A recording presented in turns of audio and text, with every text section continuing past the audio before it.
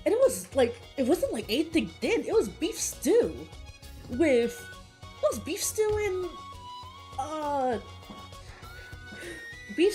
and technically 4 pieces of bread. Ow.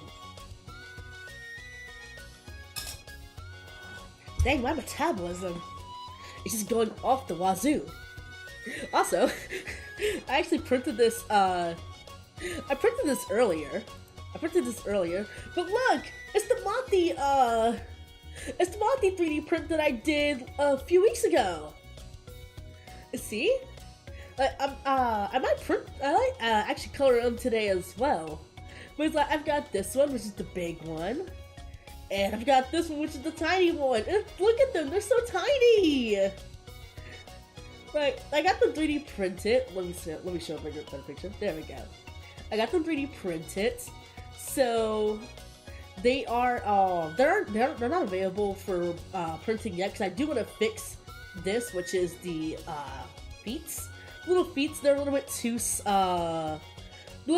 fragile right now, so when you put them down, they kind of like flop over. Well, that one doesn't flop over, but the other ones do, especially these. These are like actually super thin. If I can focus. Yeah, there we go. They're like super thin, so it kind of flops over like that. But it's like, that's fine. Also, excuse my absolutely messy, very messy, my very messy, painting job. That is from a birthday thing that I was doing. I was helping out with something. Actually, I was just painting. I was painting for painting's sake. And sometimes I just like painting for painting's sake. Also, this is what I was griping at before. This is the template that I got from MJHSU Arts, and these are these are eyes. These are Emil's eyes. Yeah, I'm going to. I don't have a. Wait, I wonder if I could just, you know, put that right here, and then can I? Oh wait, it's covered in.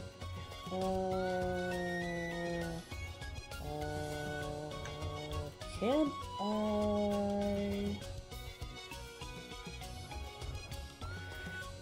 go? Oh yeah, there we go. I still have some, I still have like actual, you know, an actual pen, actual scissors. I have the whole scissor collection after all. Where is my? There we go. And I was just grabbing my mold. My god, this thing is actually super freaking dirty. I need to actually clean my molds regularly. This is my mold. This is my eye mold. So this one is 20 millimeters, so it's most likely going to fit into this one or this one. I will see based off of... Where are my scissors? Out of here, papyrus. Scissors.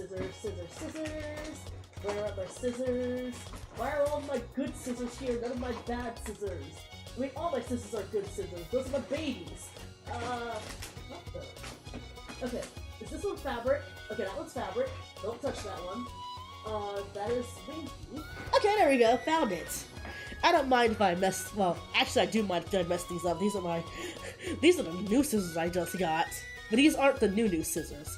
The new scissors, I actually went ahead and put down fabric. And of course, I didn't forget. KAITO is right here, and Emil is right here. I'm actually gonna fix up Emil's mouth because it's still looking a little. I'm gonna hit that up a little bit of acetone, wash it off, and put a new fresh coat of paint on it, make it a little bit thinner layers, so that way that'll be fixed. But in the meantime, I'll grab the resin in a second. What I'm gonna do is that I'm just going to go ahead and quickly do this, and this one's probably gonna be a test one. So these probably aren't going to be the final eyes that I use, because with those, I have to actually put down a thing of, what's it called? Mod Podge? Yeah, let's put down a thing of Mod Podge. in order to make sure that the resin doesn't bleed through. And it kind of takes a little bit of time to cure Mod Podge. So these are just probably going to be testers, just to make sure that I know. Excuse me. Oh my god, excuse me. I did not mean to belch like that. These are just testers to make sure that the eyes will actually fit. So it might fit in 20. It might fit in this one. Let me see. Okay, it might fit in this one. This might be a little bit snug, but that's not too bad. And also, these are stickers, so I could probably just also peel them off, hit them with a thing of resin, and then quickly cure it. I might do that actually. Hold on. Okay. Also, I might lie and actually get some. I might lie and actually go grab some gloves because I don't want resin on these gloves. These are the gloves I use for streaming. And also these are the gloves I kind of use for funsies too. Because these gloves are like really good anti-scratchers. So even though it gets a little hot, it prevents me from actually going through the whole process of like, I need to scratch, I need to scratch, I need to scratch, I need to scratch. Because it's already bad enough scratching. It's really bad to scratch because it kind of messes with you. Okay, give me 1 sec. I'm just going to mute myself for a second. I'm gonna go like this. Ooh.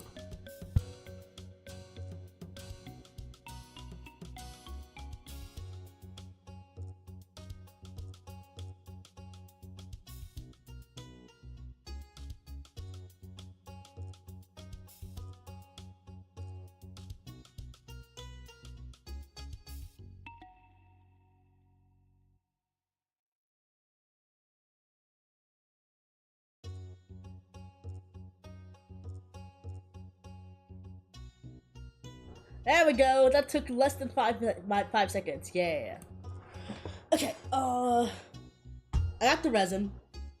I also got a mask, so I'm gonna sound a little bit muffled for a second. There we go. It's just a standard mask. My mouth check is gonna be a little bit weird for a bit, but I actually do have like full proper PPE. But, like I said, this is meant to be like something really fast. This is meant to be a tester. There we go. Oh my god. This is like bulking on bulking on bulking.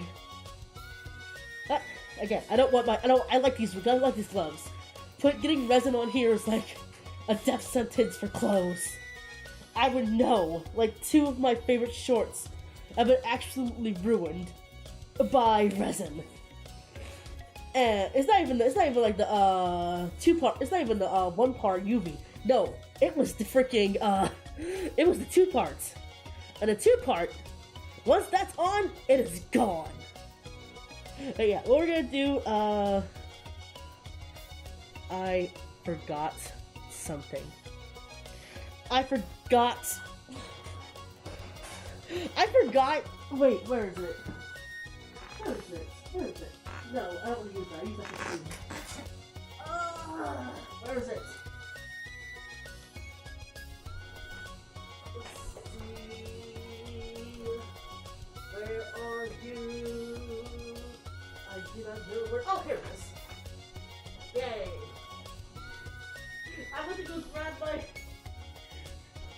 my little resin triangle. It's the triangle I use for cleaning up for doing resin stuff.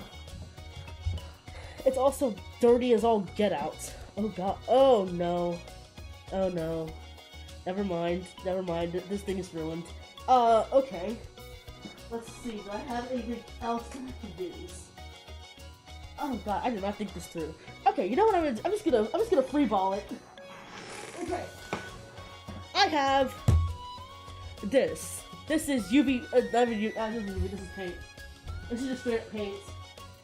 Because I have some transparent UV liquid somewhere.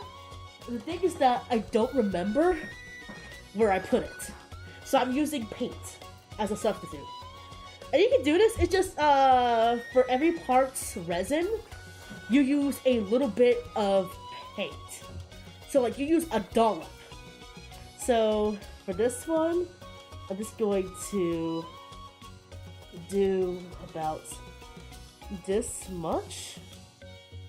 And about this much. There we go. If you tap it like this, well, if you tap it like that, it should pop it, but what I'm just gonna do, I'm just gonna there we go. And that can be easily wiped off, because I use this thing all the time. I use it for anything and everything. This is like my magnum opus, my magnum switch knife.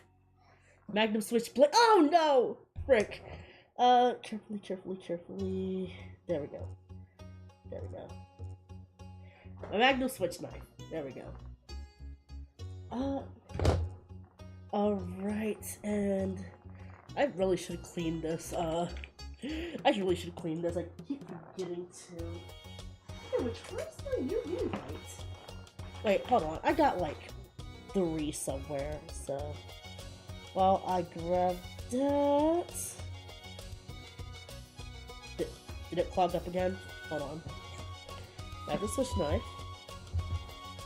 There we go. And then very carefully. 1, 2. There we go! I'm gonna go grab one of my UV lights. Oh god. Let's see. Where is... Wait, what the heck? Where are my... I should be in here!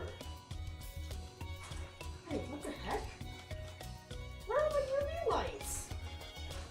I have like 3 of them! Oh! Son of a... heck! Where'd they go? Oh god, okay. Do I have my... Okay, so maybe... this is a really small one. Do I even have... Oh, here it is, yay! Rule of thumb, always be prepared. Ugh. There we go. Oh, excuse me. Alright, grab a dowel or something that you don't use. Unfortunately, everything I have over here is something I use. Let's see. Oh wait, I have this. This is perfect. Yeah, this is perfect. This is just a little a miniature spatula I had from a previous thing. I'm just gonna stir this up a little bit. If I need more of the paint, then I can add more. Either the paint is that some of it will kind of shift to the bottom, which that'll be fine. So there we go. And the reason why I'm adding the whites now is so that it'll look like the whites of the eyes. So when I actually go to put this part on, it won't blend in like super crazily. Alright. Yeah, I think I want to add like a little bit more. Just the taddest. I'm just gonna add it like right here. And then stir it in like that. So that way. There we go. There's a little bit more on that side. There we go. And now we can hit it with the UV light. It's just a standard UV light. It's not something crazy. Let's see. There we go. Okay. It's just gonna sit on that one for like 10 seconds. For 10 seconds. 20. It's somewhere along that line. So like 20, actually no, 20 is a little bit too long actually. It's usually anywhere between like 5 to 10 seconds depending on how strong your UV light is. Mine is kind of on the medium side, so it's like medium to weak, because I've had this thing for forever. So it's very much an old UV light now. Because I do have a actual UV lamp. It's like a bigger UV lamp. I have smaller UV lamps, UV lights, and then also there is the Big Chungus, which is the UV light used for 3D printing, and that one is currently unplugged. So that one is kind of like, you know, not usable right now. For later. I want to kind of like take a picture of it actually working, but it's at the current moment that one is a little bit like out of commission. It's not like it's broken. It just it's not hooked to playing right now. And then for this one, oh, there we go, number 2. So yeah, it's actually like, it looks harder than it actually is, but it's not that hard. And wait, hold on. Oh god, I just realized I did it backwards. I did it backwards. Oh, frick, I did it backwards. I just did it backwards. Wait, no I didn't. I didn't do it backwards, because I forgot. I have the, these are stickers. So I could slack them on there. And then do a coating of UV resin. Okay, I didn't do it backwards. That's because I should have made it a little bit bigger. And I'm starting to think these might be 18 millimeters actually.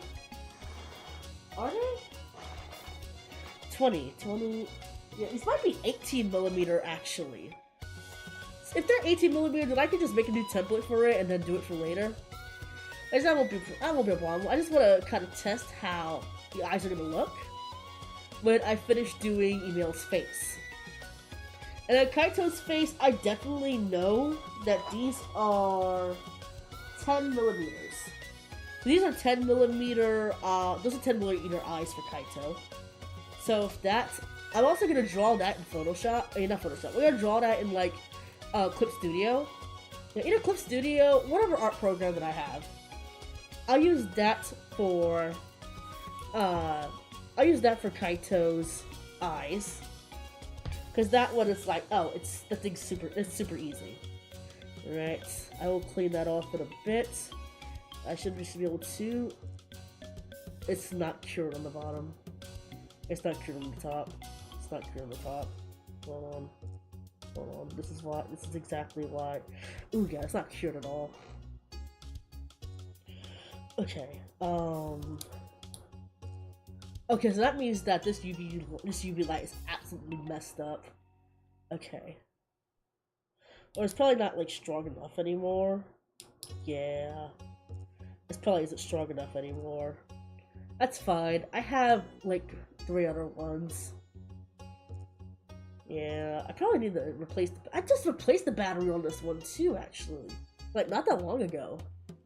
This thing is probably on its way out. Which, it served me for a good few years. I can't say anything bad about it.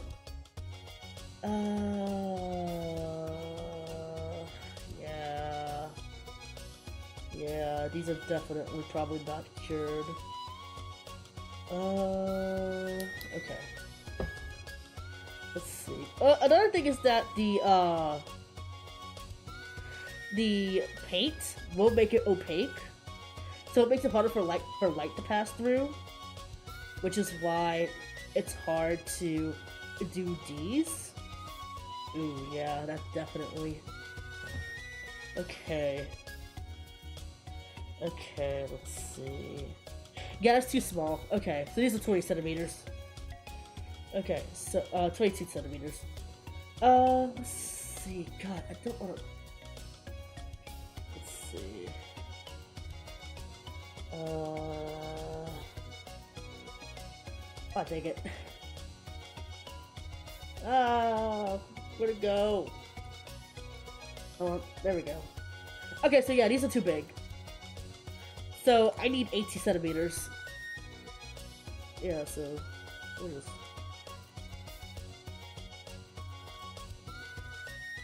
yeah. Yeah, so I need 18 centimeters.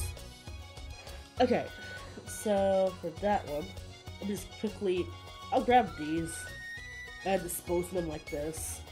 Ugh. There we go. Alright. Alright, I'm gonna open up Photoshop again. Photoshop, I keep saying Photoshop. Clip Studio. Okay, this is gonna be like really fast. So, take that, put that in here. Oh, this is such a waste of. Oh, that's such a waste. I'm sorry. This should be a more interesting, you know, hand cam since.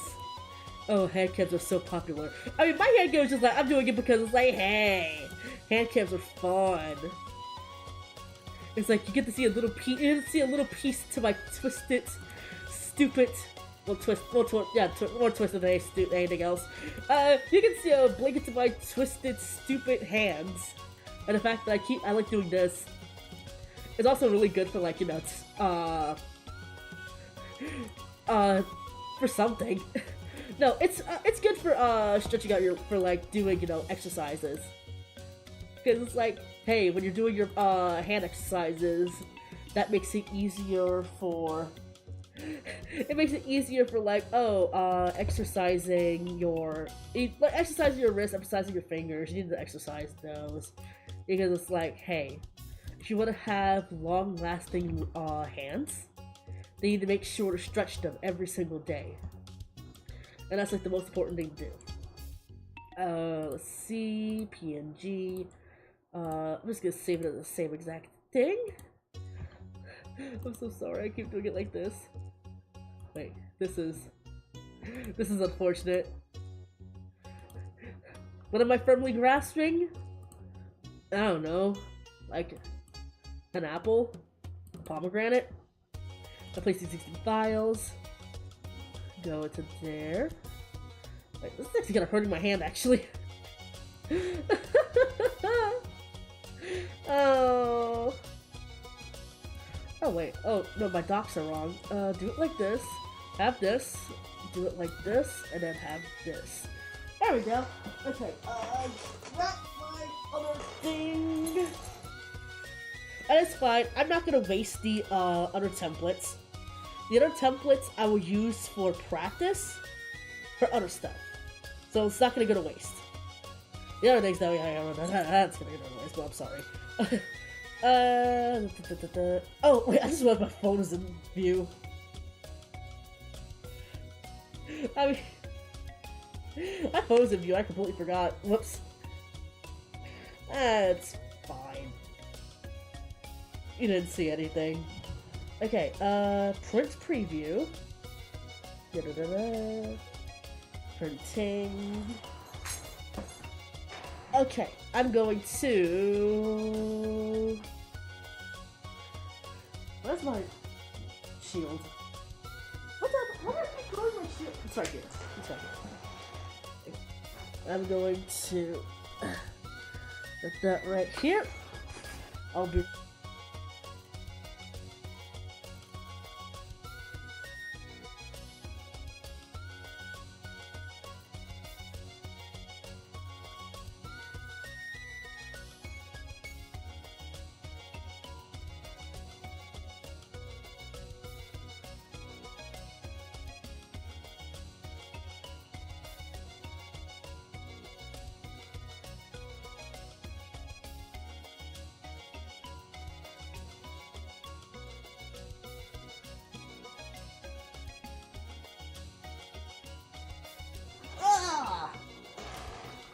What?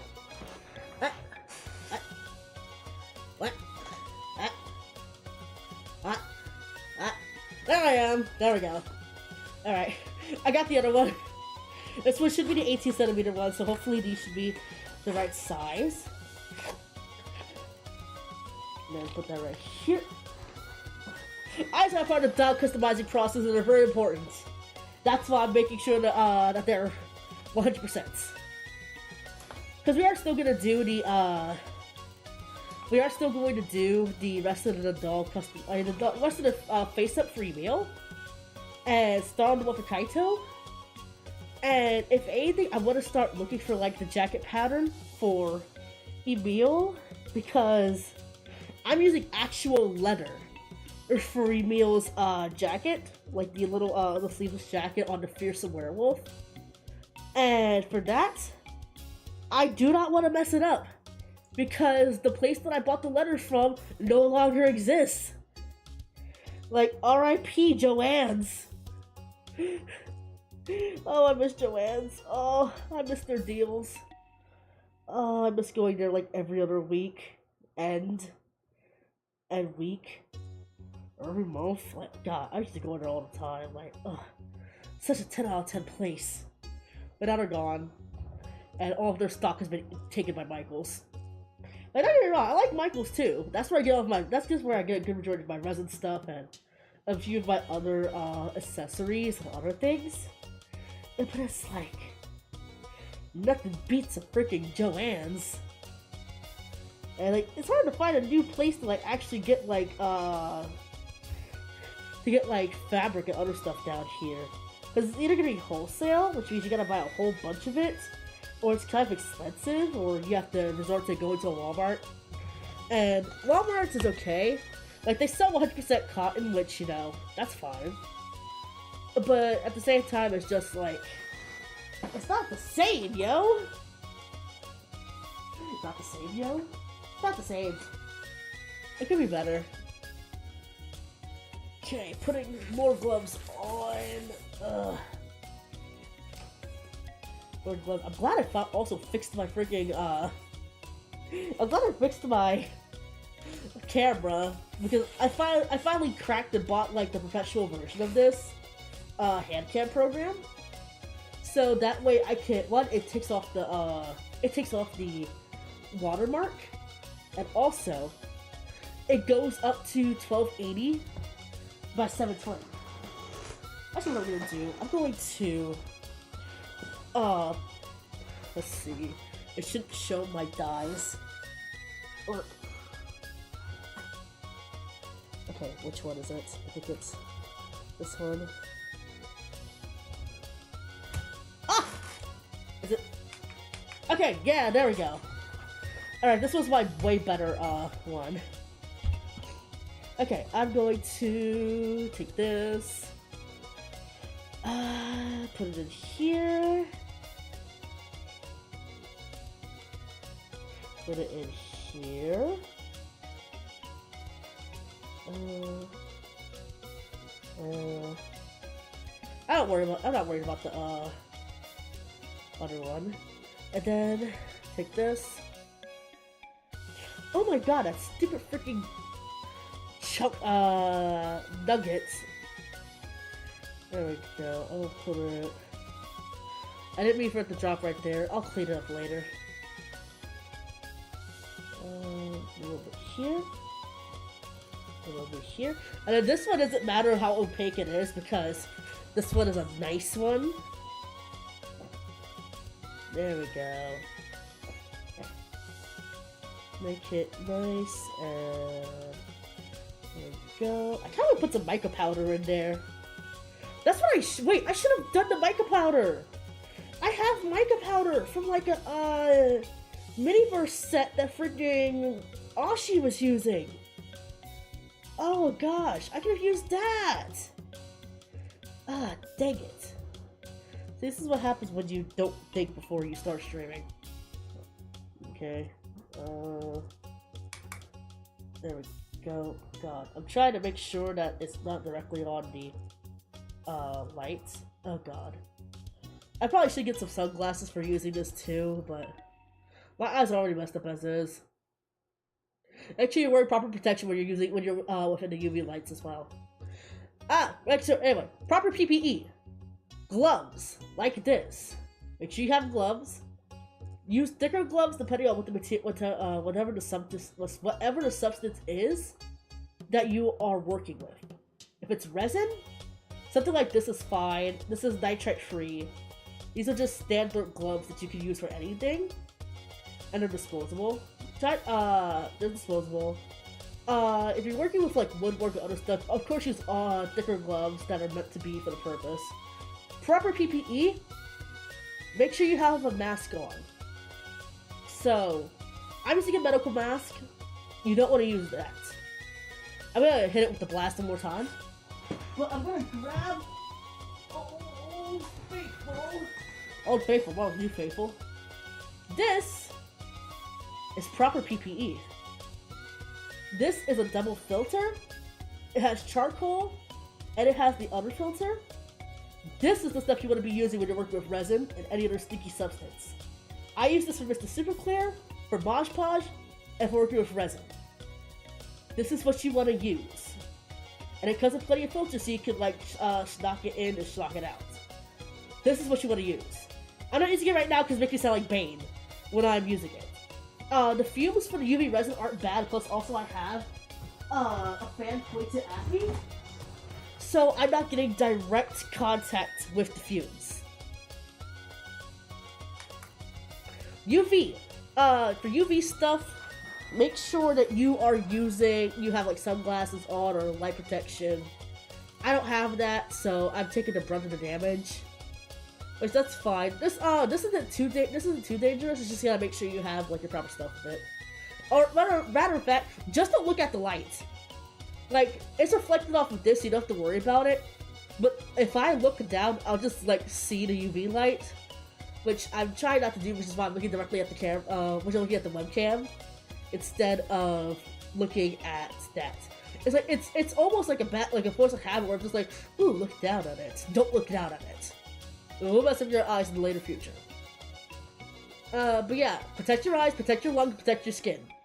I have to especially protect my skin because I get contact dermatitis like a little kid gets chickenpox on the regular. I mean, most kids don't get chickenpox on the regular, but you know what I mean. You know what I mean. I get contact dermatitis really fast, really easily.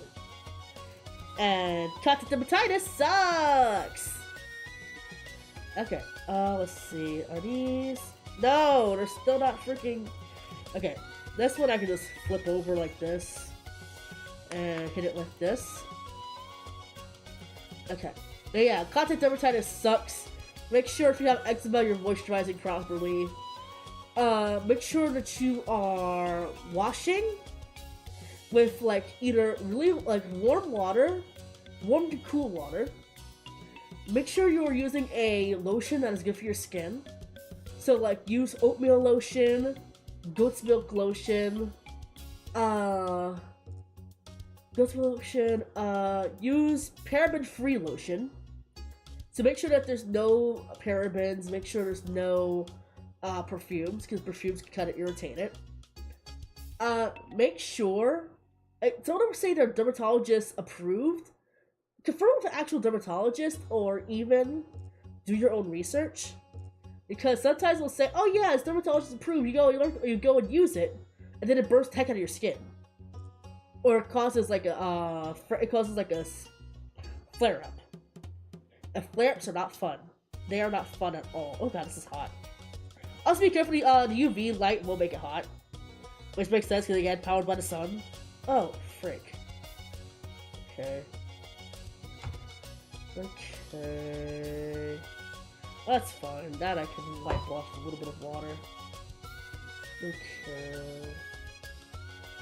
Yeah, okay, that's fine. It actually works. You kind of acts like it's gonna act like a glue almost. Alrighty. And then let's grab. Oh, this one barely cured at all. Okay, I'm gonna go ahead and. Can I touch? I mean, yeah, I can touch it. Like, okay, I'm gonna be really careful. Okay. I can't grab it with this. Okay. This is where the free balling part happens. Don't follow what I'm doing. Okay. Do not follow what I'm doing. I'm gonna grab this. Grab it. firmly grasp it. There we go. Take the sticker, put it right on here.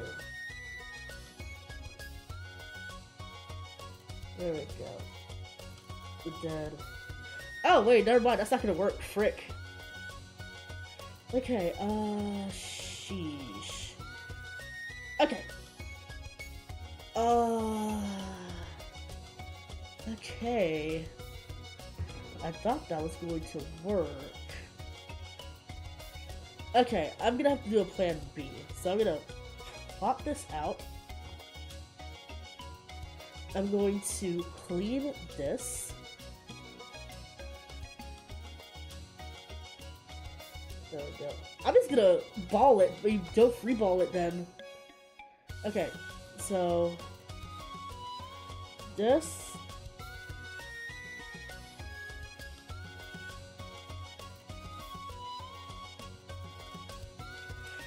And then pop it. Okay, wait, that needs a little bit more on that side.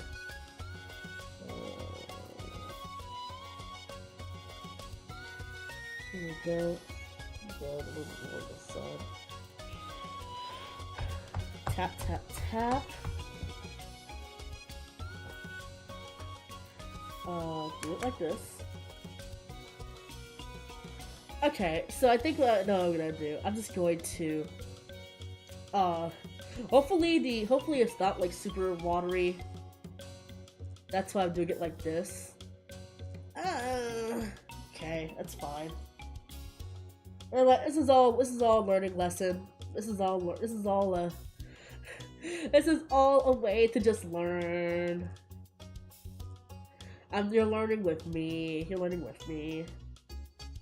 Also, God, I'm so sorry. I should have had more done in the span of an hour, but in the span of 1 hour, I have done absolutely nothing. Absolutely nothing. Yay! I'm so sorry. I'm probably gonna split this up into clips. Honestly, that's what I'll probably do. Like, oh my God, this guy high key embarrassing. Honestly. Oh God, speaking of embarrassing, well, this is not really like embarrassing thing, but this there's these games that my friends have been introducing me to, and they look really fun, and I can't wait for the full games to come out. And it's like one of them I can't wait to get because it's like, well, there's just robots in it. And also, the person that's working on it has like 3 games coming out, so it's like Battery Note, Drink Run, which isn't coming out until next year or later this year, I believe. And the other one that's not that's still in like work in progress is called Hazukashi Messiah. And oh my God, I can't wait to play that one. It looks so fun. Okay, please don't mess. Dang it. Okay, come on. Okay, there we go. And then I just don't have to take the thing off of this one, but just in case, I don't want it to, you know, I have resin on my hands. You know, it's fine. This is why I have water right next to me. Amongst other things. This is why I have water next to me, and I have water, and I have acetone next to me. So, if I ever get, like, anything on me, I'll just put the acetone on. And I have a towel that I don't use for anything else except for, stuff like this. So, I'm always making sure that I have something with me. But yeah, put your gloves on. Put your gloves on if you're working on this. Don't be like me. Be better. Do better. Alright, come on. Oh God, that was the worst time to like cut my nails, but I knew if I didn't cut my nails, I'm just gonna keep on messing with my nails. I was gonna keep on like kind of itching. So let me go. There we go. Alright, and then we're just going to put a thin layer.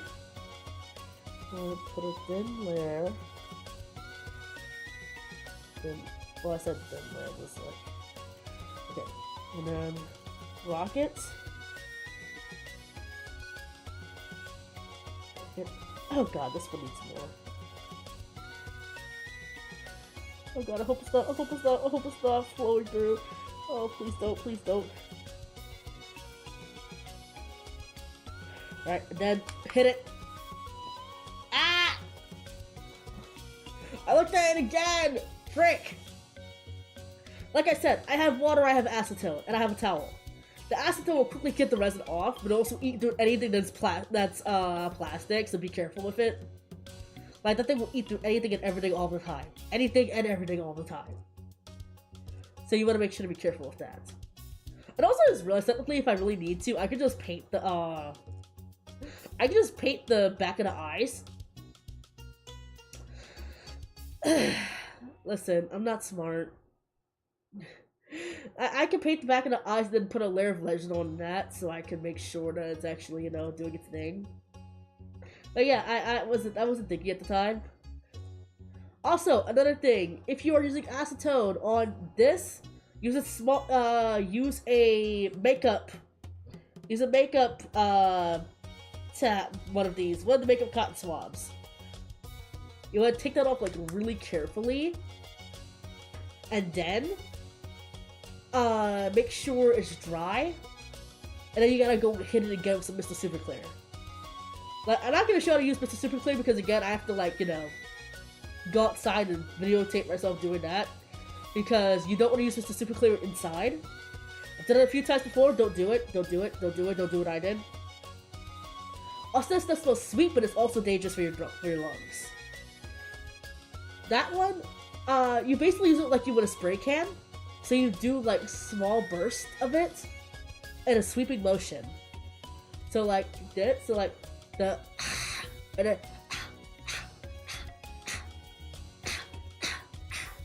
something like that. And that will help with making sure that you get it all the way through. And also with Mr. Super Clear, it has a 30-minute wait time. So with the 30 minutes, once the 30 minutes are over, you can go and work on it. It has paper-like surface now. Okay, it looks like it bled through a little bit. And then what I'm gonna do, I'm gonna use another thinware.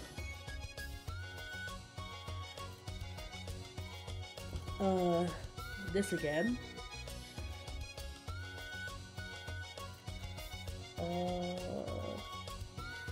think I added a little bit too much. Where is my... Oh, it's right here.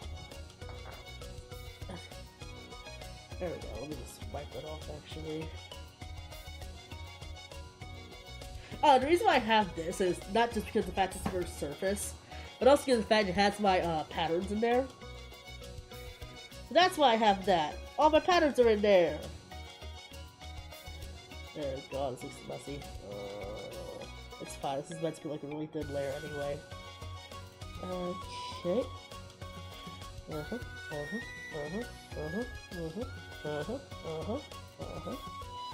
going to... There we go. And one more time. Ah! Oh, let me grab some water. Well, I don't have water. I have electrolyte. I can.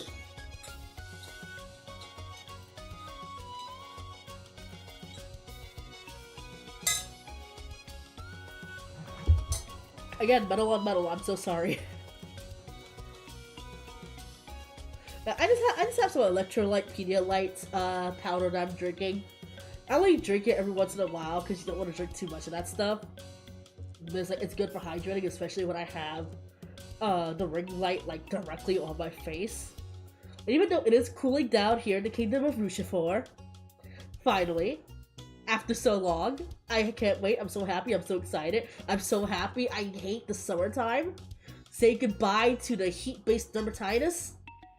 Say hello to the cool-based dermatitis, which I don't get all that often. So my skin will finally start healing again. Yay! I can finally stop making the I have glass bones paper skin reference. Because my god, my skin is so paper-like now. I had to put like 5 band-aids on. 6 band-aids. Band-aids aren't cheap, yo. Band-aids are not cheap. But you know what? I did my proper procedures. So thankfully, it doesn't look super crazy. My skin is like actually recovering from the flare-up from the other day. It looks like with the band-aids all over, it looks like I either got scratched by a cat or I did something else. Unfortunately, that's kind of the thing that happens when you have eczema, especially eczema as bad as I do. Because I have eczema on like 70% of my body. So I have it on my arms, the back of my legs, a bit of the front of my legs. I have it on my chest area, a little bit on my thighs, and also on my stomach. And like sometimes it flares up on my back, but not as badly as on those parts. Okay, let's see. Okay, that's still a little bit. Ugh. Oh, that one's all peeled up. And it's like, yeah, it's annoying. And it's kind of something I have to deal with because it is a chronic medical condition, and it's on the biggest organ of your entire body, which is the skin. So it's kind of a win you lose manly situation. But it's all about like taking care of you. So with me, it's basically making sure that my extremities area, so like my arms, my legs, my face and neck, even though I don't get it on my face really, making sure those areas are dry and moisturized. So like dry from moisture, but moisturized of actual like lotion and other things. So make sure those are dry, make sure those are moisturized. Making sure that to get any irritants out, so making sure there's like no leather, no other things around. Let's see. Okay. Honestly, that one I can kind of cut off. Let's see. Let's take it still. Anyway, we can pull this out. Oh, it's still a little weepy. Oh. And let me get this one out. We get it out. Oh, there we go. There we go. Oh, it's kind of... Okay, that's fine. If that, I can actually add a little bit more resin. Okay, how did it cure? Okay, that's interesting. Oh, okay, I see where it is. Okay, hold on. I can fix that.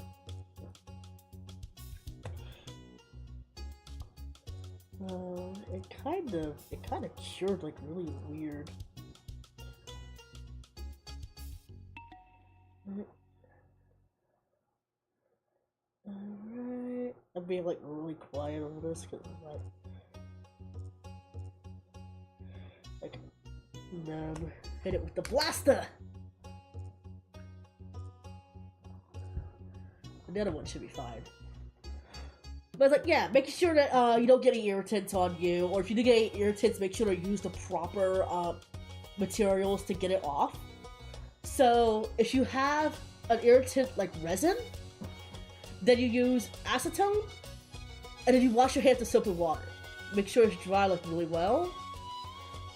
Or isopropyl alcohol. Isopropyl alcohol is another way to get it off. So one of those two. Make sure those are, like I said, wash your hands with soap and water afterwards to make sure any residue is completely off. And then don't use, like I say, use isopropyl alcohol because both should be, the nail polish and the, just the acetone and the isopropyl alcohol should be fine for your skin. But it's still, it's definitely make sure to read the instructions. Like, don't follow exactly what a random virtual person on the internet is using. But yeah, make sure don't breathe in the vapors. Use only with adequate ventilation. Do not drink, obviously. Start room temperature. Seek ventilator attention immediately if you drink it. If it's eye contact, flush eyes, running water, seek medical attention, avoid prolonged exposure to skin, stuff like that. It causes the skin to become dry. But yeah, make sure you get it off the proper stuff. I suppose alcohol is probably a little bit more safer, but both will like make your skin go dry and other stuff, and along with other things. Just be careful about it. I just a little bit more time. Oh god, this one's got an actual bubble. Okay, I'm gonna hit these with the blaster one more time. Alright, I'm gonna also do what I just said. A little water, wipe it off, grab the... And like, be real careful with the acetone. Because when they say this stuff will eat through anything, it will eat through anything. Like, I'm pretty sure if it had the ability to, it will eat through sheet metal. But it doesn't, thankfully. There we go. But yeah, don't follow what I do. Don't follow what I do. Look up the proper, look up the proper disposal materials. Look at the proper cleanup area. I am not qualified in poison control, nor do I have a degree in poison control. There's a reason why I'm in game design and 3D modeling and not poison control. Okay. These should be, they're not the greatest, but these are just meant to be testers. Okay, so we're gonna go ahead and slide these in here. Okay, the eye's supposed to be, oh god, let's see. No, that one's in. I'm kind of not liking how that one looks. And then... okay. Maybe it's because of the way the lighting is. But I'm kind of not liking, yeah. I don't think I like these eyes. I think I'm gonna go down to a 16mm. I'm not gonna do that one tonight. I'm gonna go down to a 16mm for these eyes. Cause you can't see the yeah, they're gonna go down to 16. I think 16 would be good for Emil. Yeah. Yeah, I don't like the way these look. I'm also gonna darken the iris. Yeah, I think I'm gonna darken the iris. Yeah, I don't like how it looks. Yeah, I don't like how it looks. So that's what I'm gonna do. I'm gonna darken the iris. I'm going to, yeah, I'm gonna darken the iris, and I'm going to do the eyes again off camera, and then fix it again. Because another way people do it is that they make an eye base from clay, and then do it like that. But I wanted to try doing it with resin, but resin, I keep thinking resin doesn't like me. Like, resin generally doesn't like me. And I can take this off now, because there we go. Oh, sweet freedom. Okay, I'm gonna go ahead, and if that's the case, what time is it? 11:23? Okay. Oh my god! Okay. That's way too much. That's fine. That's fine. Okay. That is the, the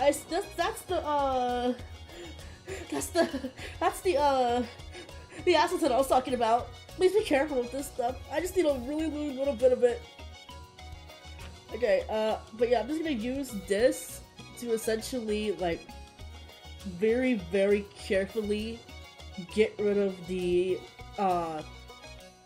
get rid of this part. Oh god. This is scary. This is scary. Okay. Wait, I'm not gonna just... Wait. Hold on. Wait, the acetone is melting it. So I could just... make it a little bit smoother.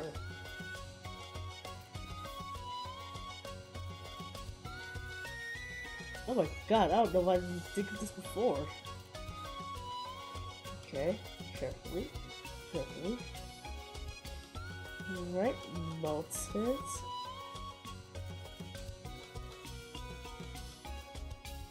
Wait, this is actually working. Oh my god, this is actually working. Oh my god! This is actually working!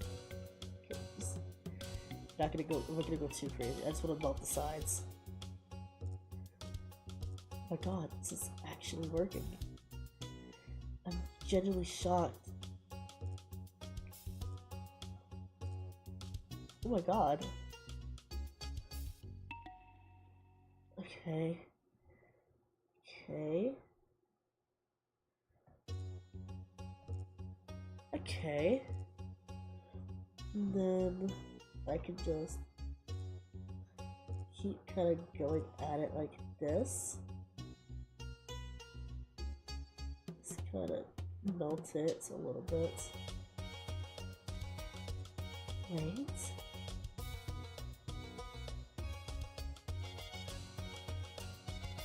Oh! Oh, it looks so much better now! Oh my gosh! Wow, that worked out way better than I thought it was going to! Yay! Oh, wait, if that's the case, I probably should look and then clean this off, clean this off, clean this off, clean this off, clean this off, clean this off, clean this off, clean this off. That stuff is, this thing is made of a certain type of plastic, it will melt it really fast, which is why you gotta, like, be really fast at cleaning it. Also, I kind of accidentally, purposely, dipped my hand into the acetone. Okay. Oh god, this is scary. This stuff is so scary. This stuff melted a freaking, mini bowl that I got recently. And I was so sad because that thing was, like, super cute. There we go. Banished! Alright. Okay, this one. Do I want to? Part of me wants to, like, actually start on, I want to start on making it a little bit, darker. Oh gosh, that means I'm gonna have to pull out the paint. I'm scared! Legitimately, because it's like, with certain colors, you need to have a certain threshold. Not a certain threshold, you have to have a certain, like, consistency? No, ratio was the word I'm looking for. So, with those, where's the shield? There we go. I'm just gonna put the shield on while I go grab the paint. There we go. So that way you can hear me, but you won't see me running around the room. But yeah, you need a certain ratio when it comes to mixing paints.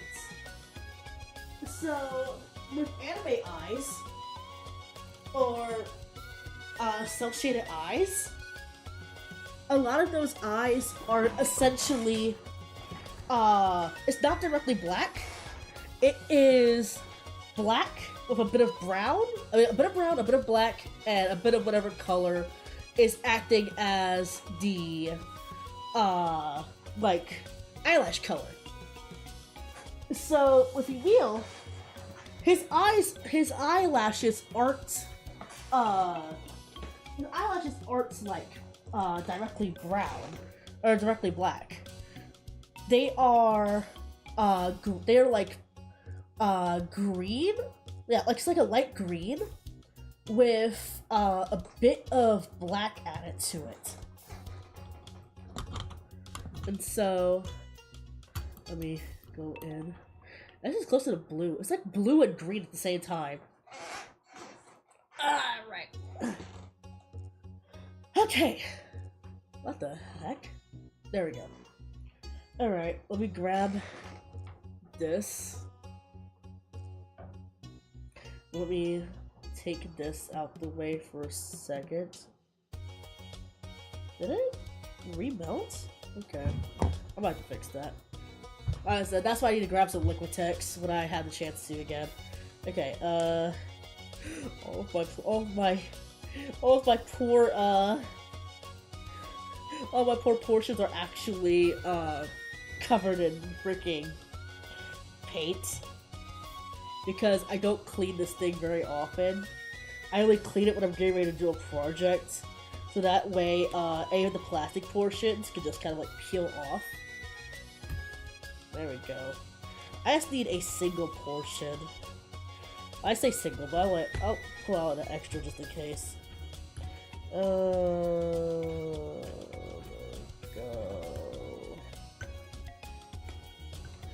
I know what this thing is actually called. It's called a palette. I just call it whatever. I just call it anything and everything. But yeah, I just need a small space for my palette. Okay, that should be good. Okay, so Emil's is grayish blue.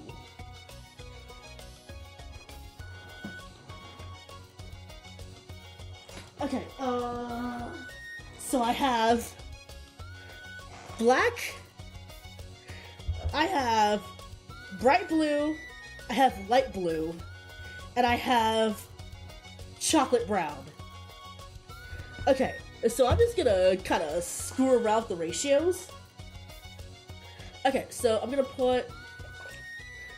start with a, God, these things have so much freaking paint residue. Okay, a little bit of black, a little bit of black, a little bit of brown,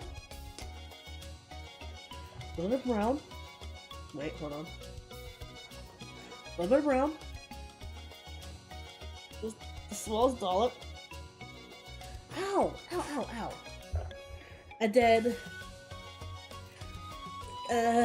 the dark blue. I want to do light blue. Dark blue, light blue. I'll do a mix. So I'll do a little bit of dark blue and a little bit of light blue. So, actually, this might be fine. Excuse me. Okay, and then mix it all together. Okay. Okay. It is too dark. Okay, so I'm gonna add a little bit of the light blue to it. And I'm doing this based off of the Tales of Link's art, which is where the fearsome werewolf Emil comes from. So he comes from the Halloween event from Tales of Link, which was the mobile game that was popular from like 2014 to, no, it was 2017 to 2016 to 2020. Yeah, 2020. It was either 2020 or 20. Yeah, because those were around the same time. It stopped. It ended of service around the same time as Tales of Cristoria. No, not Tales of Cristoria. Yeah, Tales of Cristoria and Tales of Tales of Cristoria and Tales of the Rings. Tales of the Rings. So EOS around that time. It's actually pretty fun. It was like my first, not counting Asteria, because Asteria was always always Japanese only. So I never got to actually actively play it. But that one was like my first like Tales mobile game. And I remember specifically I used to play it on my mom's, I downloaded it on my mom's phone, so I could play it there. And then by the time I actually got to play my own phone to play on it, it ended serviced. And by then I was like, man, what's the point of me continuing to play them? Okay, so it does the swipe. Alright. I wish I had like a micro brush, but I don't have one. I keep saying I'm gonna go buy one, and I keep forgetting. Okay. Alright, can you see? Alright, hopefully you can see. I'm gonna be like really cautious with this because I don't want to mess it up.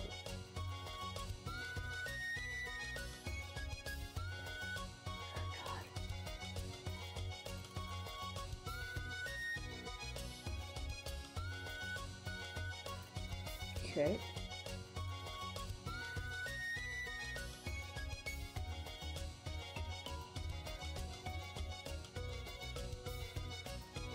Okay.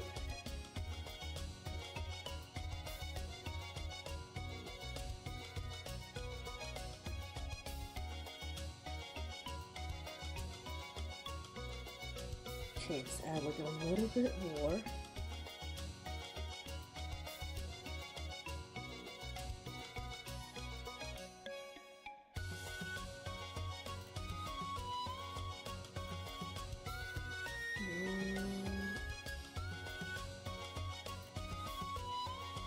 Okay, his eye is like hidden by freaking bangs.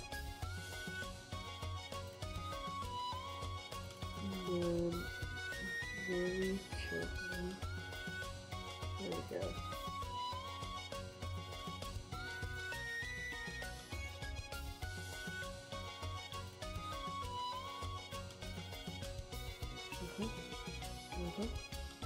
And then this. Just make a little bit more around it.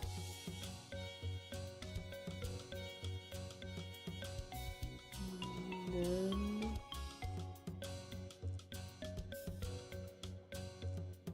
okay, that one I can find. That one I can fix. But I can always scrape it off a little bit and fix it.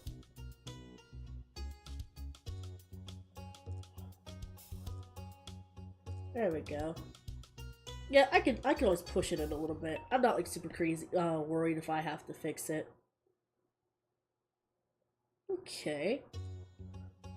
And then actually let me just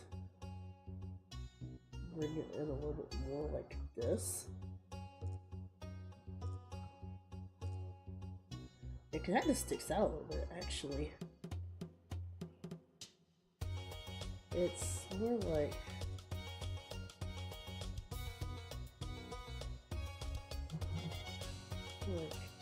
this.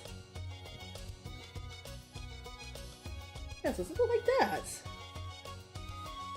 I'll fix it in post. And then he actually has a okay, so it's brown on the bottom, black on the no, it's still the same color. Gosh, I know I have a micro brush somewhere. I don't know where it is. Okay. Carefully.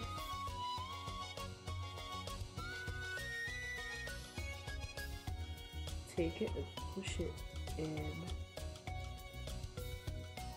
So like this.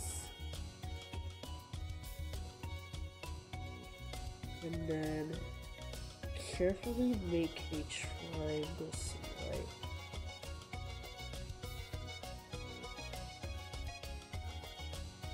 Like that!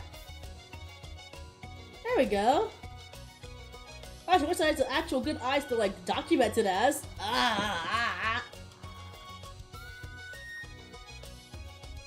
Okay, so this color was a good call. I'm happy about that. And then the eyes, the eyebrows themselves, I'm gonna keep on doing in oh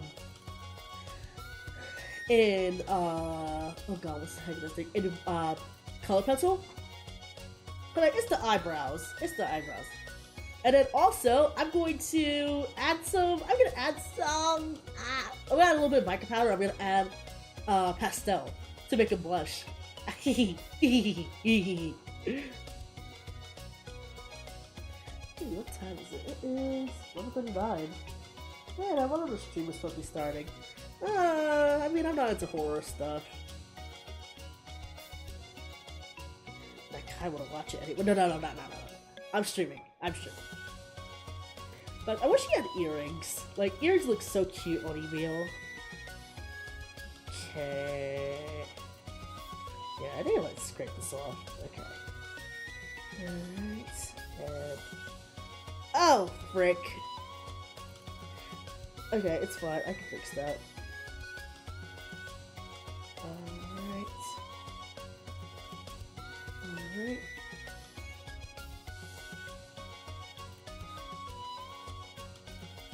I don't know, how is it to actually watch horror movies with other streamers? Because when it comes to me, I am a total baby when it comes to horror movies or horror games of any kind. But I'm very jumpy. And when I don't get punchy, I do start like freaking out. Because I am really scared of loud noises. Like if some loud noise happens near me, I will start freaking out. And that's the reason why I don't like jump scares. There we go. And that's another main reason why I don't like jump scares. Jump scares became like really popular in horror media. And it's like, I can't do it. Like, it messes with my brain. It kind of messes with my psyche a little bit. Because after that, it makes me like fearful of anything else that could jump out at me. And that's not a good. It's a good survival instinct to be able to know like what noises are threatening, but it's also detrimental to like anything else. It's imagine someone you know is like right behind you and you freak out and punch them because you're not used to like people coming up from behind you. And again, while I don't have that problem of like jump and punch, some people do. There we go. Okay, I'm gonna definitely fix this side. That's fine, I'm not gonna hit it with the Mr. Super Clear yet. I'll hit the Mr. Super Clear when I fix it, which shouldn't be too long, which shouldn't like take that long. Alright, I'm going to that right over here. I'm going to flip it over like this. I'm gonna grab my... Wait. Let it waft away. Let it waft away. Oh god, I love Faber-Castell pencils, but oh my god, they stink when you open them. And maybe I still think of the fact that my Faber-Castells are old. So because of that, I don't, they like stink naturally. But it's like, oh my god, the smell of Faber-Castells. Ooh! Ooh boy! Let's see. Grabby. Let's see.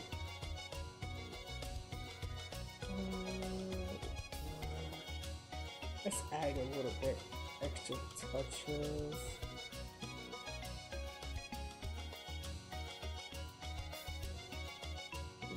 There we go.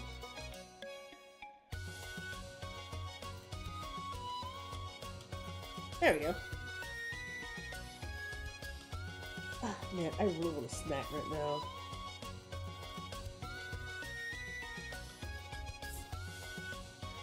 And now I realized, I said that, oh, it's only been like an hour since I ate. I ate at like 9 or like 10. No, like 8, closer to like 8. So like 8:40. And I get really hungry on stream. I don't like the idea of eating on stream. Like, it's cool when people do it. I'm like, do what you want. That's you. But I don't like eating on stream. I feel like people would be like grossed out if I was eating on stream. I was like, ugh, what is Lafayette doing? Why are you eating on stream? Ew.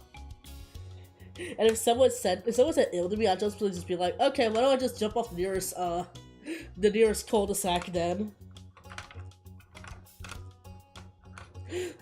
Why do I just inconvenience everybody? Okay, I'm just gonna add a little bit of yellow to this, and then I'm gonna add a little bit more blonde to it. Because Emil's eyebrows are basically invisible. Oh, was it basically invisible? I'm like, boy got the blonde. And do it like that. And do it like this. There we go. We're gonna put this back for now. We're coming back to this in like not that long. And we're gonna grab the other Faber-Castell, the pastels. The Faber-Castell pastels. The Faber-Castell pastels. The Faber-Castell pastels. That's fun to say. That's fun to say. Okay. And Emil is tan-skinned. Like, the actual, even the official art, he is tan-skinned. Because, again, he's an islander, so it makes sense.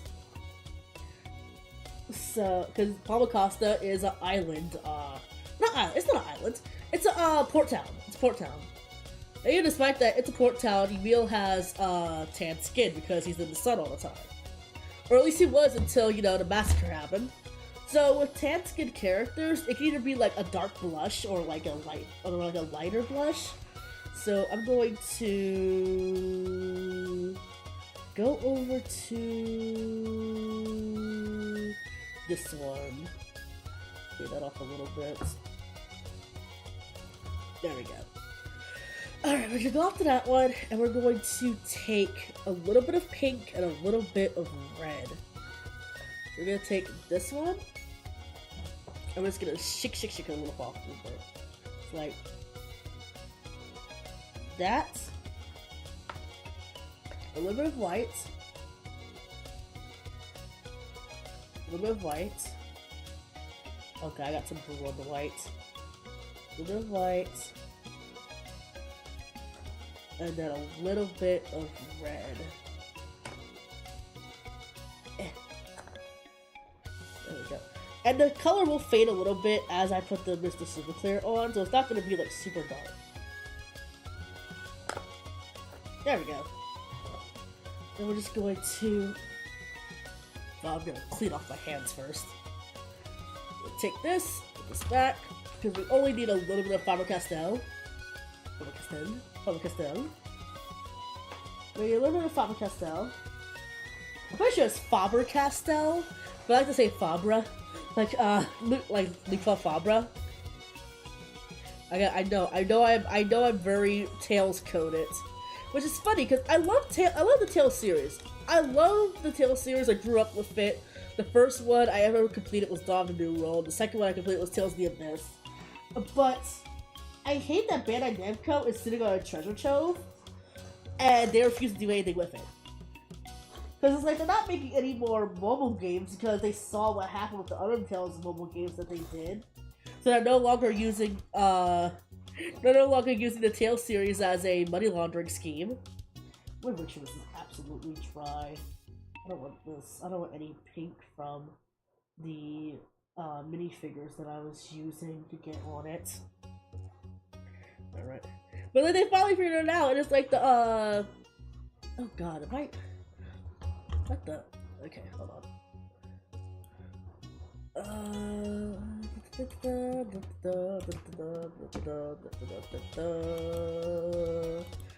There we go.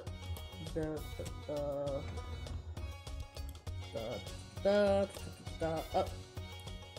Right. There we go! There we go. I just need to fix my, I don't know why I went slightly to the left and I couldn't get out the way. But yeah, it's like they decided, oh yeah, I guess we're not going to, money launder the heck out of the Tales series anymore. Okay, and let's just get over, like, just like this much. Because, like, they're doing the Tales of Memorial, like, Revival project. Which is basically, like, taking Tales games, like, older Tales games, and remastering them. The Tales of Remaster project, that's what it's called. And with that, it's essentially reviving older Tales games for, like, the modern audience. It's like, it's great and all. The problem is that a Tales of Revival project is only doing like, it's only doing specific games. So this is a little bit too much. So instead of doing like Tales of Fantasia, it did Tales of Symphonia. Which, don't get me wrong, Tales of Symphonia is great, but it's not like, there's like 5 different ports of Tales of Symphonia. And like 1 port of Dawn of the New World. Oh gosh, I made this nose a little bit too. I'll add a little bit of red to it. Yeah, there we go. There we go. But it's like, there's a, because Tales of Symphonia was originally on the GameCube. Then it got a PS3 release, which was bundled with Tales of Symphonia and Dawn of the New World. Then it got a release on Steam. And then it got a release on the Switch, which was the worst release that they did for the HD remaster. And so now we're doing Tales of Xillia, which is like not bad. I don't mind Tales of Xillia. It's one of my, it is a favorite of mine. But I kind of wish they did a different one. I really do wish that they brought in like the other Tales games that haven't been remastered in forever, like Tales of Mysteria got like the remaster. They got Tales of Fantasia, which is the first game. Tales of Legendia, which is still on the PS2. Tales of Rebirth, which never got a English release. Tales of Innocence, which only got a DS and a PS Vita release. Tales of the Radiant Mythology series, which those are side games, which I guess makes sense why their first reaction isn't to like immediately revive them. But there's the Radiant Mythology series. Versus can be give or take because it's basically just a fighting game. Mysteria is still pretty new. Like, I say new, but that thing came out when I was in high school, so that was like 2013, 2014. So that one's still relatively recent. Oh, God. But yeah, a lot of the Tales games that never got translated to English deserve to actually have like a proper English translation. I want to play Tales of Rebirth. I know there's the whole like Tales translation project, and I say support them because they're doing a lot. Because the fact that Bandai Namco is just like, let's release another Shonen Jump game. Like, the only way I'll forgive them is if they do a Kagurabachi game. But also, my main gripe with Bandai Namco making anime fighter games, I mean, that's not anime fighter games, making anime Shonen Jump games. The problem is that they are basically only making them into fighters. Even though, like, certain other games like Demon Slayer, you can make a whole new story scenario with either new characters or such, and it'll still fit into the actual like Demon Slayer universe. Because the whole thing like Demon Slayer is like, oh, it's not just one person being able to kill all of the demons. It's a group effort. Because at the end of the day, these guys are still humans. Even with the breathing techniques, they're still humans. So they all gotta work together.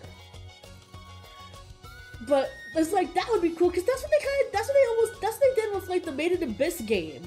I don't think that was Bandai Namco. It's like they did the Made in Abyss game where it was an expedition game, and you're playing as an original character while traveling through the abyss. Like, that was cool. I didn't get to play it because, well, I had the money for it at the time. I might actually see if I can play it on stream. I have to see the rules behind like Made in Abyss because I know certain things are like kind of sussy. But yeah, I would love to play the Made in Abyss game. But it's like Bandai Namco has so many like titles, but they don't really do anything with them. And it's like, why do you have so many game IPs if you're not going to use them? Like, even if you make it into a gacha game, as pathetic as it is, people are still going to play it because that's what it's gonna have like their favorite characters. Okay. Yeah, I'm gonna add a little bit of red. I'm gonna go grab the red. Cause like they have what was it? They have the Xenogear series and the Xenosaga series. They have the Dot Hack series, but they haven't done a new Dot Hack game since last Recode. And I would pay ducats to get a new Dot Hack game. And a lot of people say, oh yeah, it's like it may be because of the fact like, oh, social games aren't that popular anymore. Yes, they are. Yes, they are. You saw the popularity of Pokemon Go, and that was a social game. And other games like freaking Yu-Gi-Oh! The Yu-Gi-Oh! Duel Links is a social game. Freaking I don't know if Sword Art Online Integral Factor is still going on, but that was a social game. Mobile games, social games are like really popular. And it's like you can literally make a live service game into MMORPG. They do that plenty of times. But it's like even if you base the game off of a mobile game and make it its own separate like game, like within the game, it'll still work. Because the way that the AI, like the way that Aura itself kind of reacts can also be a way of explaining certain things. Because it's like, one of the main things with the Dot Hack series is like there's a rogue AI. Amongst other things. But it's like, there's so much you can add to, especially in this climate. There's so much new stuff you can add into the Dot Hack series, it'll still work. And it's like, God, I want a new Dot Hack series so badly. And it's like, I've got to play through GU for the first time back in like 2017, and like Haseo was my boy. Like, bro, I get it. Haseo's my boy. I want to do a ball joint doll with Haseo. Even though that thing is made, I know his outfit is made up of like 90% belts.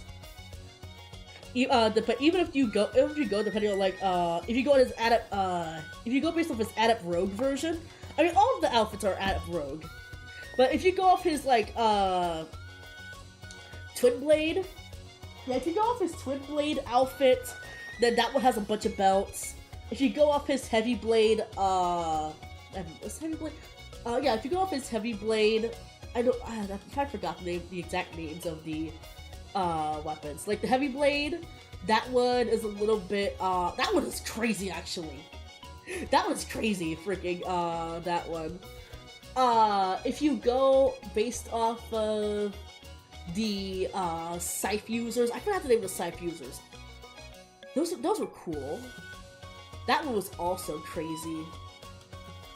And this like I think the easiest ones to like kind of congruent into a ball joint doll or into a doll is like the Twin Blade, the special version, which was in part 3, and part 4, which is the end episode. That one was also a really easy one. Also, I love the fact that it's like, yeah, they're like, oh yeah, you can romance romance certain characters. And I love the fact that like, oh yeah, you can also just straight up go to a marriage event with either Indrance or Ovan. Cause like, come on, bro literally went back for Ovan, and I'm like, yeah. Yeah, I get it. I love Haseo and I love Ovan. Let's see. Oh god, okay. I should. Okay. Yeah, it might darken this a little bit. Oh god, okay. There we go. Also, I really want to. I could take some oil and add some pastel to it. There we go. Yeah, I wouldn't mind making some, not just like, the hat characters, but also some VTubers into ball joint dolls. Because a lot of them are like really cool designs. And I know the low-hanging fruit is probably to make myself into a ball joint doll, but that's like a special thing. Also, I don't even know what like doll I would use. If I would use like a pre-made ball joint doll that I just print out myself in an STL file, or if I use a Monster High doll, which that goes in the custom doll category. Also, there's the fact that my outfit has a lot of stuff to it. Like, a lot of stuff. So I'm like, would I want to go through that torture? Would I want to make someone else go through that torture? I mean, I kind of want to make someone else go through that torture, and I kind of want to do it myself because I'm a bit of a masochist. But look at him! Look at him! Look at him! Look at him! He's so cute! Yeah. Yeah, I'm glad I added the red. Like I said, when Mr. Super Clear comes in, it's gonna lighten that to like a much more milder color. Yay! Look at it. And I'll fix this part later. Yeah, look at it. Yay! We did that in the span of like 1 hour. I mean, it was technically in the span of 1 hour or 2 weeks. But now, let me move this. There we go. Next is KAITO. KAITO. There we go. And I used the Shadow High doll for this one. Okay, let me get out of Emil for a second. Let me see if I can find the other reference picture I'm using for KAITO. It should be under S. And it was really hard for me to decide which one I wanted to do. Because a part of me wants to do the Lost Memory KAITO, and another part of me wants to do the Violet KAITO. Which honestly, I keep switching back and forth because, Lost Memory is so good. Plus, also, if I use Lost Memory, I can hide with the eye, so if I mess up, then I can, you know. But I'm not gonna be a cop-out. I'm gonna do Violet. Because, Violet is actually the name of the module for KAITO, for the 1000-year solo. So, if I could just remember where it is. Where is it? I know I saved it. Besides that picture of Shadow Milk Cookie. Oh,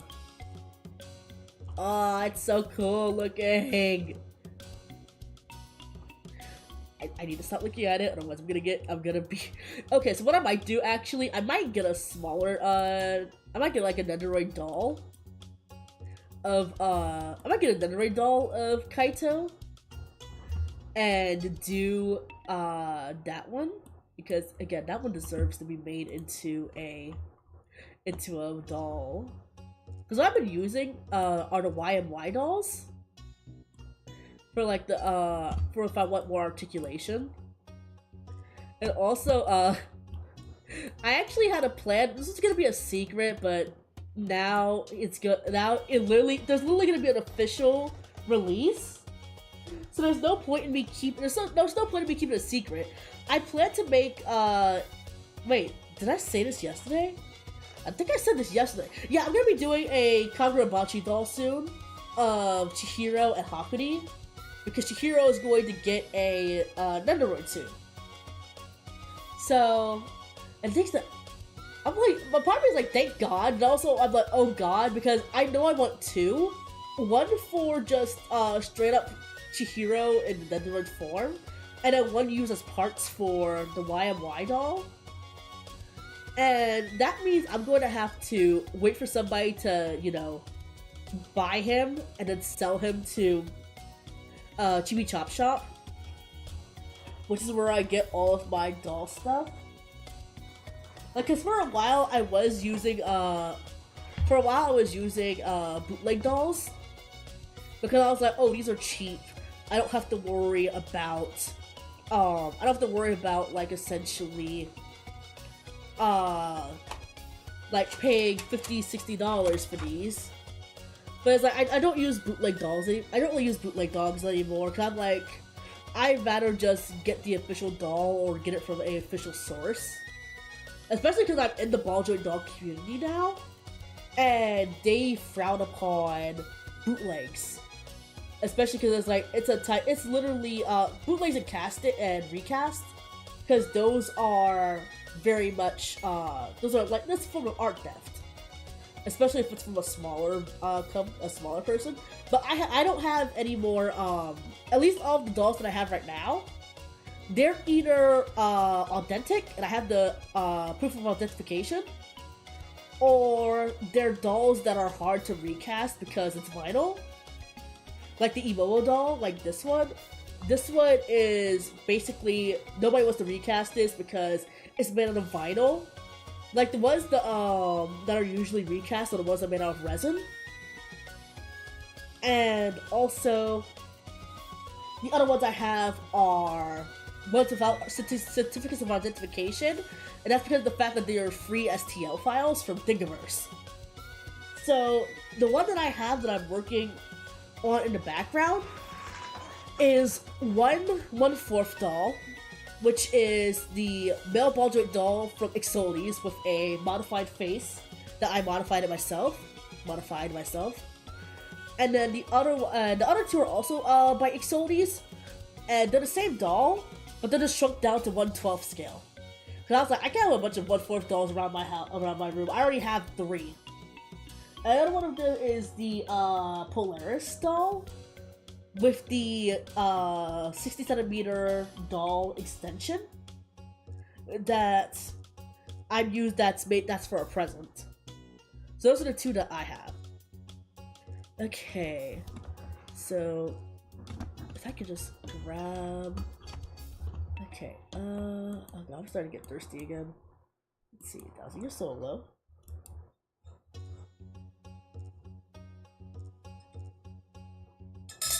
Oh god, it got warm. It's not tasty anymore, so it got warm. Speaking of tasty, I tried to make milk foam today with my cold brew. That thing did not work. That was sad. I was like, aw. I was really looking forward to that.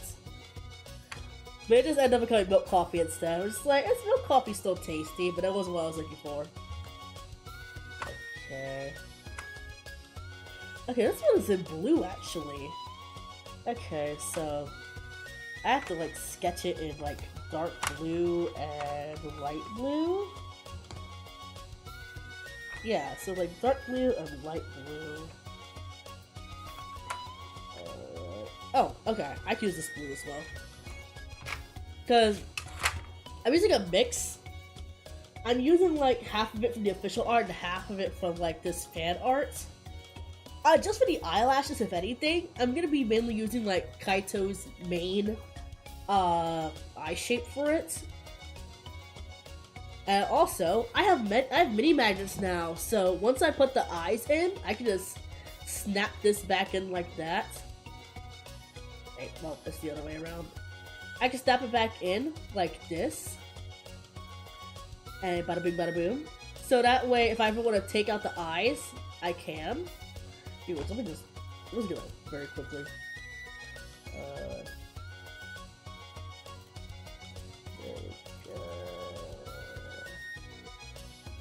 There we go. Because that's the back. Nobody's gonna see the back. There we go. Yeah. I did not mean to make the microphone peak. I'm so sorry. Okay, so I'm gonna start with a lighter color, just so I have a basis. Okay. Okay. Okay. Okay, so select this, start on the inside. Start on the inside like this. If you want to start like angled, So do it like this. And then build up from here. So, like, not exactly right here.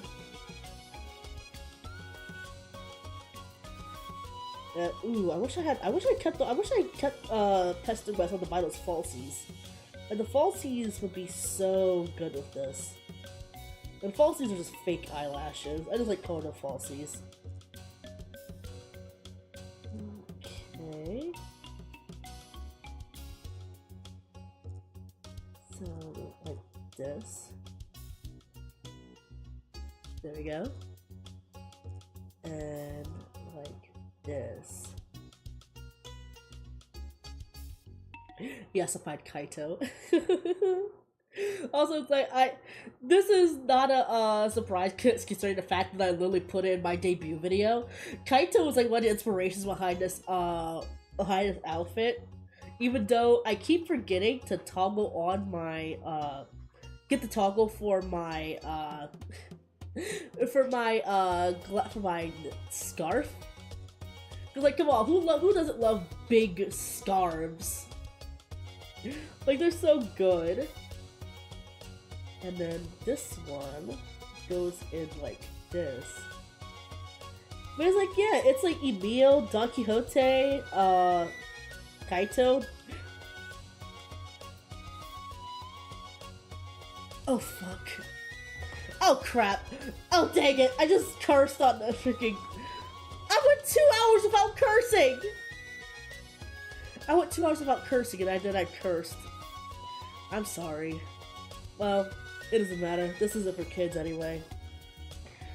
Let's see. Can I recover it? Thankfully, there's like nothing else on his face, so if worst case scenario, I could just,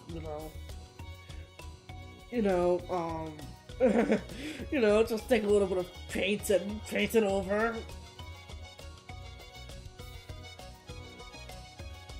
Maybe I will do. Maybe I will do the maybe I will do the lost memory one. Oh wait, I got it all. Okay, crisis averted. But that's why you don't be like me and not pay attention while you're talking. Mother. Mother. Mother. Mother. Mother. Mother. There we go. It's like, I think that's barely noticeable too. Frick. So like this. And then I need to grab brown so that I could do his eyelid.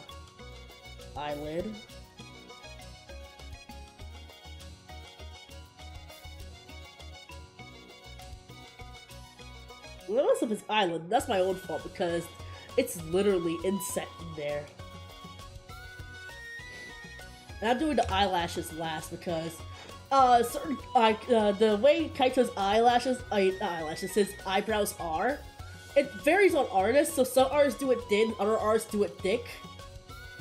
THICK, thick. And I like the thicker eyebrows. Thicker eyebrows. THICKER eyebrows.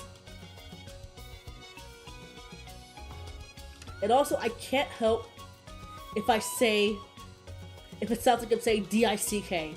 It's THICK, but the way my tongue is and also my accent, it sounds like, the lower body region. Okay. Alright, so I'm gonna add it in like this. So, like that, so it has a gradient. Yeah, so add it in like this so it has a gradient.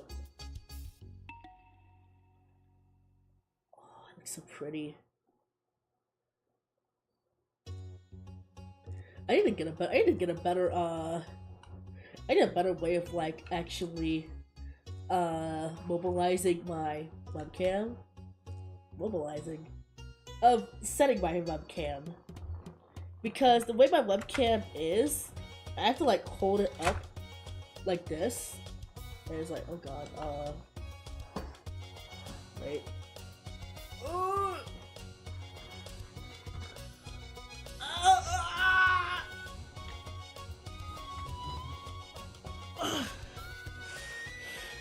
You didn't see anything. That was not my flesh. That was a shirt.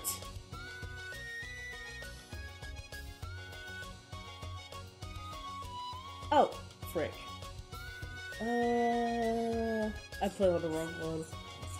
I just grabbed the the pencil sharpener. There we go. I need a pencil sharpener to sharpen this so I can add the darker edges. It's like a darker blue. I have the darker blue, darker green? What's the purple? No, it's darker green. It's darker blue. It's darker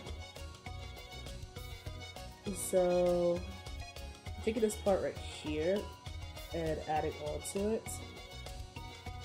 So like it's layered. Gosh, maybe I should make a Reddit just for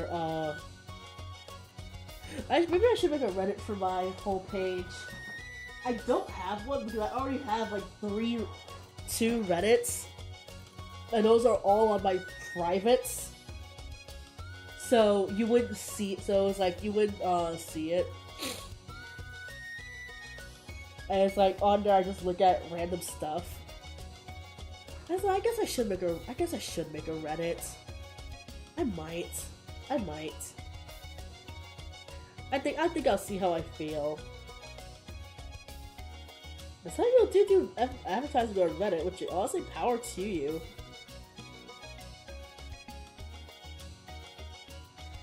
For me, Reddit is just like, hey, go look at cool things.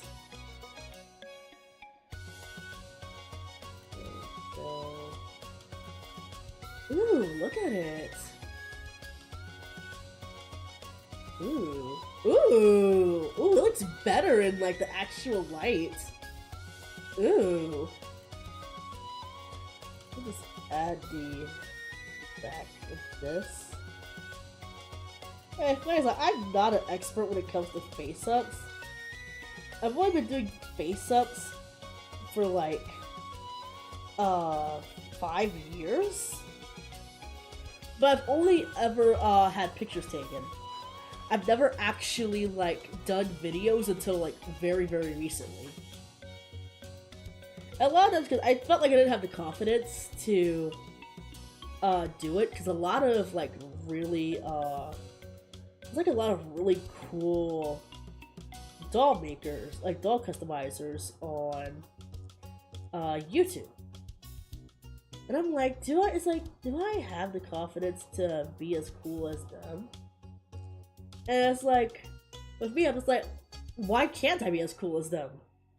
My thing is that I just gotta make sure my schedule, I can actually put it out on a, well, actually put it out, and actually make a schedule. Like, nothing's impossible. It's only impossible if you don't do anything to actually do something about it. That's what's like. I keep saying, oh, I'll get it done next week, I'll get it done this next week. I will get it done eventually. That is my thing. That has always been my motto. I'll get it done. Eventually.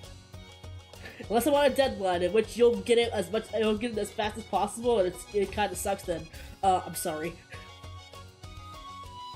Ooh, I just realized I gotta paint KAITO's. I have to paint the rest of the body that I'm using for KAITO in this color, because I haven't had the chance to, because I'm still traumatized by what happened with the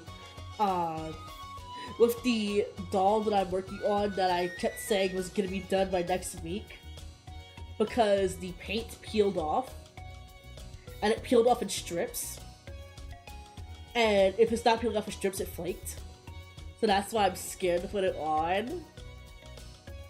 But I need to put it on because, come on, how else am I gonna, you know, shove this back onto the body? Alright. Oh gosh. Oh gosh. Oh gosh. Oh gosh. Yeah. I was panicking about when I'm gonna do this later. Also, let me just darken the nostrils a little bit.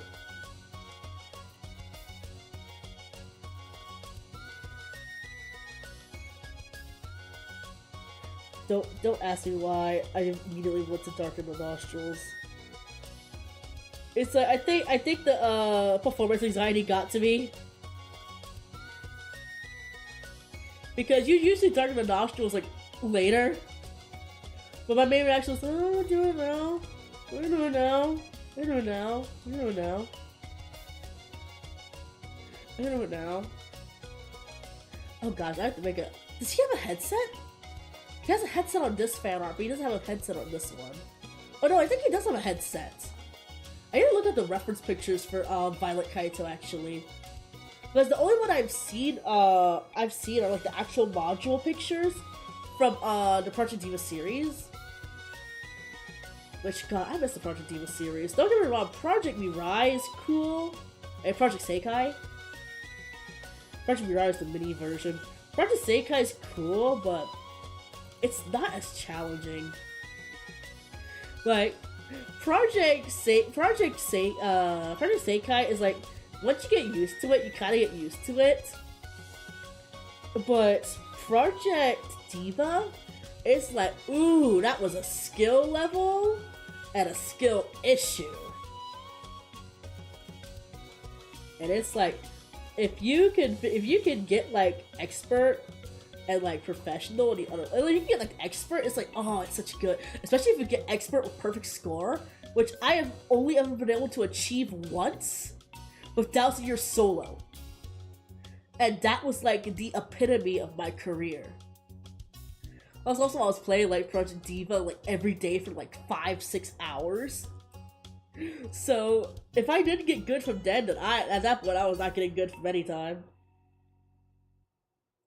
It's like, yeah, Doubts Your Solo. I used to I never got perfect score expert on Ashes to Ashes.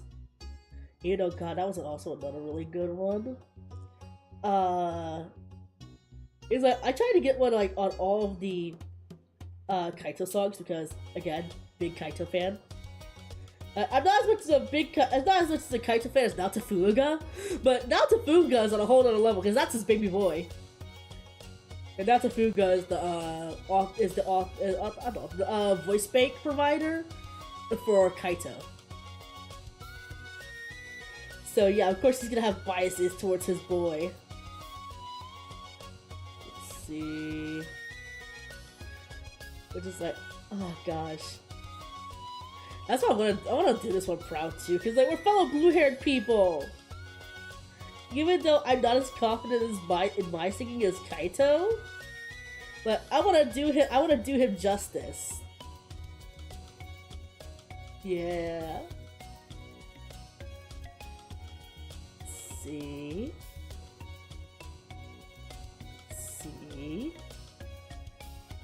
Sea King! Oh god, I don't know why I said that. I kind of miss old age Pokemon. But also I miss like the side games. I miss Pokemon I almost said Pokemon Mystery Ranger. Pokemon Ranger. Like, Pokemon Ranger had like some of the coolest, like the kind of the coolest aspects of like Pokemon. And that's because like you weren't using Pokeballs, you was using the using a stylus for a capture wheel. It's so cool. But it's like we never got another like Pokemon Ranger game, which is a shame. I'm also curious about who the I wonder who the publisher is for Pokemon Ranger. That would actually kind of explain why we never got another one. Because it's like a lot of Pokemon Ranger games, they're like a lot of the other Pokemon games in general, like the side story games, a lot of them are like by smaller they're by smaller companies, and then they become bigger with their own IPs, and then they're like, I don't know if we're gonna be doing any Nintendo Game Freak collaborations again anytime soon. Because they're busy with their own stuff, and that makes sense. Also, it's a shame because a lot of them are really good. I was like, oh, Pokemon Ranger was so good. It's like my lock. That's the reason my lock screen is still one of the Guardian signs from Guardian Signs. Like, I'm not saying which one, but it's like, yeah, one of my lock screen for like the longest time was the like my lock screen pattern was like one of the Guardian signs. I don't use it anymore because I use a numerical pattern, but it's like, Guardian signs are so fun. Like, it was both of them all hard at times too, but oh, it was so worth it. Let's see, God, I wish I knew how to raid. But I want to learn how to do raiding so it's like, you know, I can also, even though one person comes at a time, I'm still happy when one person comes at a time. But I'm like, hey, I want you guys to raid to somebody cool too. But I think they said that you can only raid to like people if you have 1,000 followers. Which I'm like, I guess that makes sense because they're trying to prevent like people who are like, who may be bots or they're trying to bot likes. But hey, whatever. I don't even know if I'll get to 1,000 followers. I'm peeping at a 5. I like my 5 subscribers. It's not bad. Let's see. Kind of a way, VTubing is more of a hobby for me than it is like a full-on job. And it's like I did this to have fun in between like stuff that I'm doing in the real world too. And I just like the idea of like I can have like this cool you can see this cool body of mine. And we can have fun. You can see me screw around in games, you can see me make dolls, you can see me draw. You can see me 3D model, like it's fun.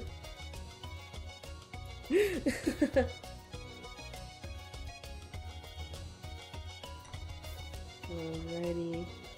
And I'll add the... Okay, where's the eye line for that one? So, like...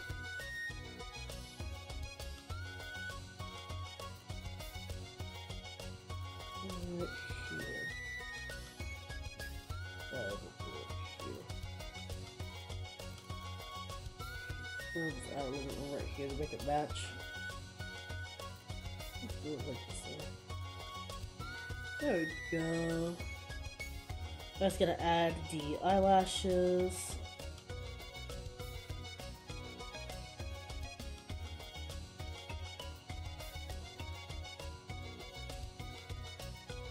I should have that pointed right here. And then right here. I'll just come out a little bit. And then have that come out. And then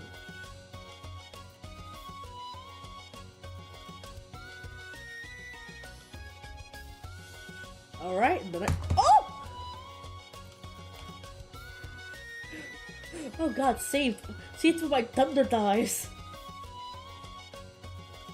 Alright, and then I'm gonna do a light for the eyes. And for the eyebrows, so like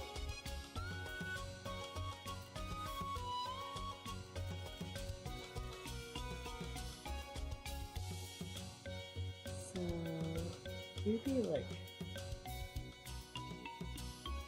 this? Can't see that well. There we go. I kinda like that. I just need to we're here, to here. I'm sorry, I just so right here.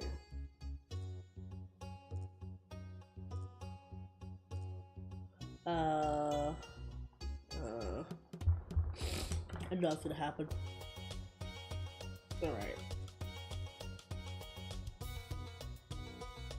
But you know, that's kind of like why I like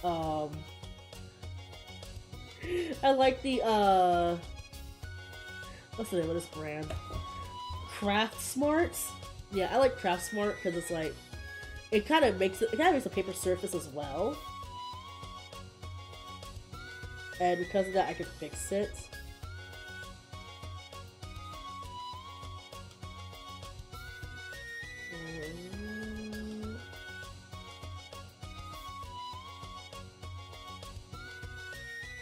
Wait, maybe I can fix that. So I'll just have it on the other side instead.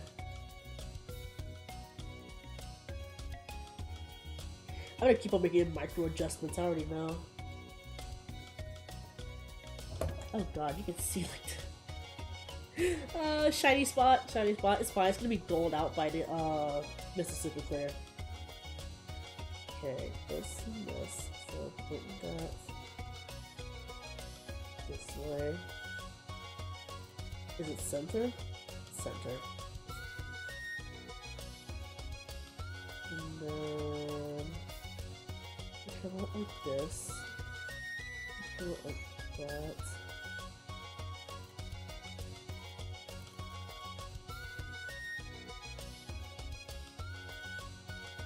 Okay.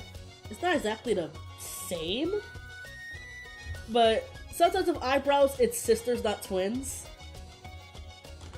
So this, I'm gonna go ahead and color that and there we go, coloring it.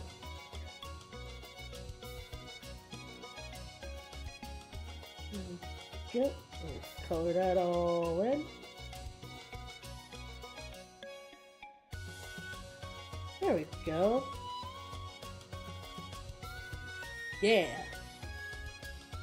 Then we're gonna do the same on the other side.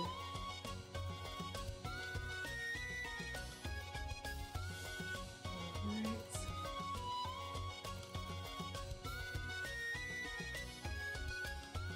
Go.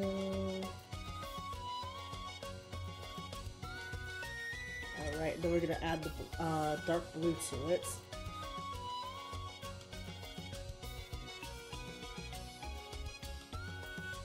Which I like this method of like adding lights than dark. Might do this more often.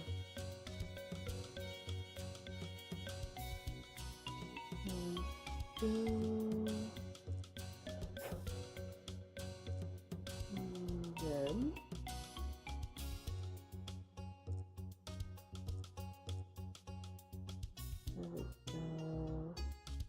there's like a gradient to the eyebrows.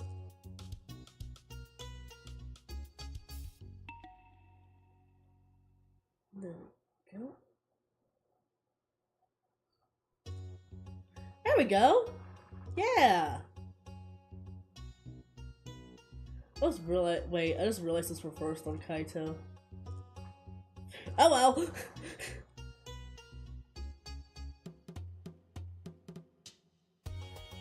There we go.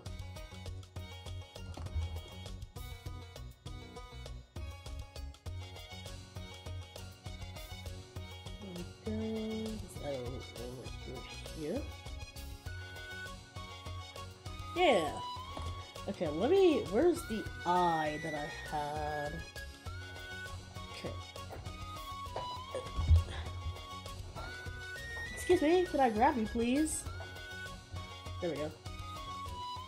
Alright, let's see how it looks with the eyes inserted back in.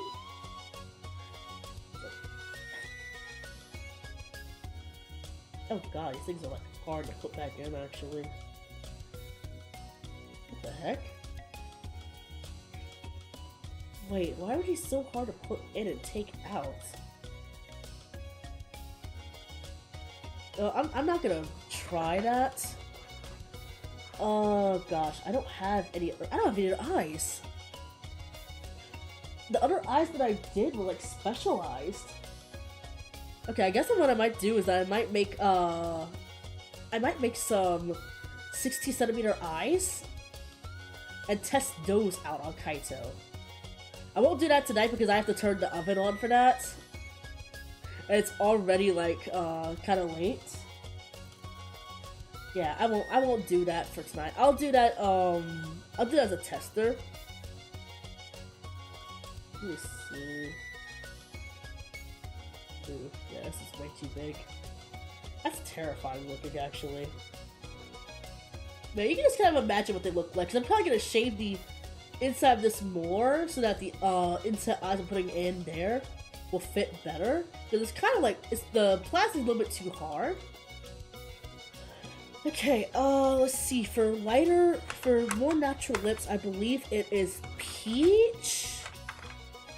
So like a darker upper lip with a slightly, I don't want to do it too crazy, because this is supposed to be anime style. I might just do the peach.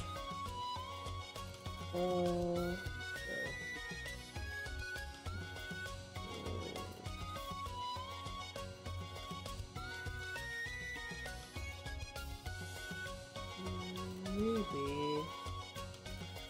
Yeah, I won't add any, like, color to the lips. I think I'm debating.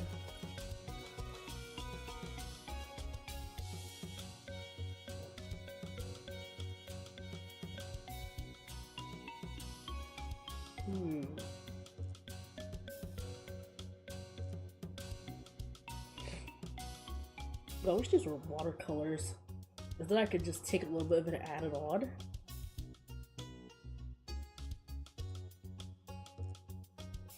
Oh, what I might do, I might just see if I can get like a micro brush and just fill it in from there.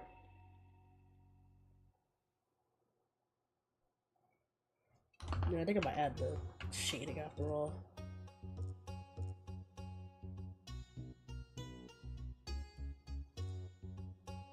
Oh, frick. I used the wrong color.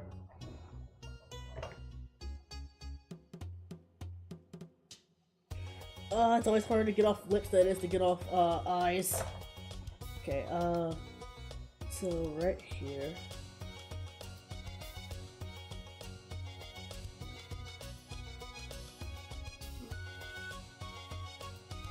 I might blush the lips, too. I'm not confident in this. I want to give a natural look, but I'm not. I don't wear makeup. I don't know what's natural and what's not.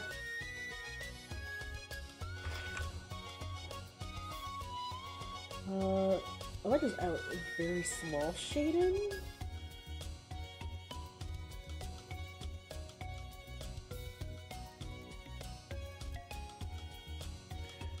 Is this it?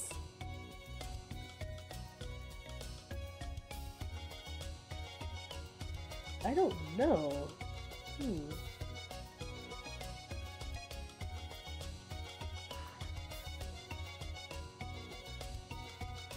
mean, it kind of looks a little natural. I mean, it looks worse in the light.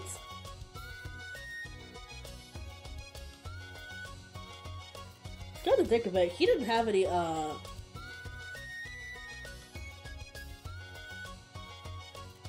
don't know. I might blend it. I might see what happens if I blend it in.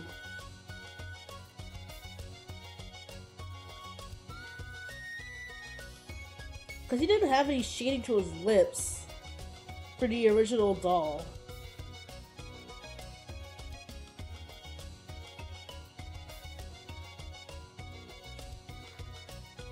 I don't know.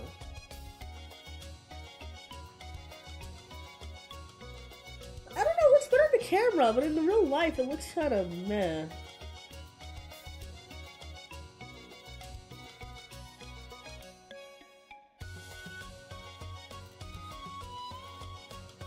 I don't know, maybe I'll continue layering it up. Okay. Now, am I going to add... Okay, I'm gonna erase a little bit of this. So, erase a little bit.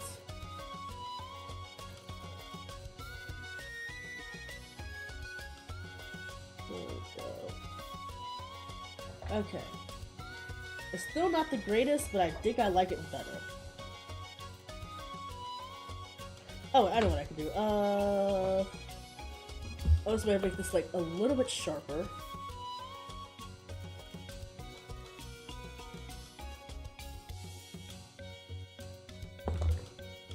And then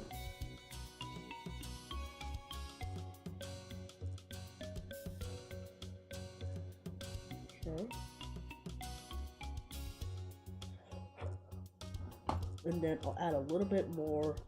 I'll make this sharper, and I'll add a lighter tone to it.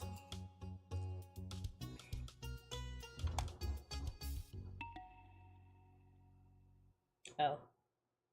It broke.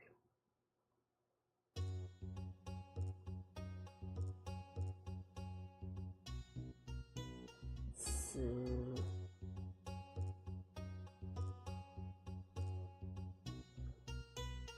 I like that better. There we go. I like that a little bit better. Okay, now I can put all of my pencils back. Well, actually, I add like a little shade of dark brown. Yeah, let me just fix this a little bit.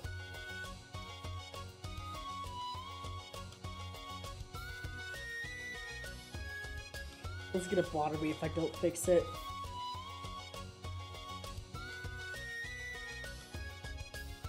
Yeah, there we go. Alright, we'll put all these back. And then the white stays out because I use the white for other things besides the stuff. I grab my Faber-Castell. And with KAITO, I'm going to do a lighter color. So let me clear this out.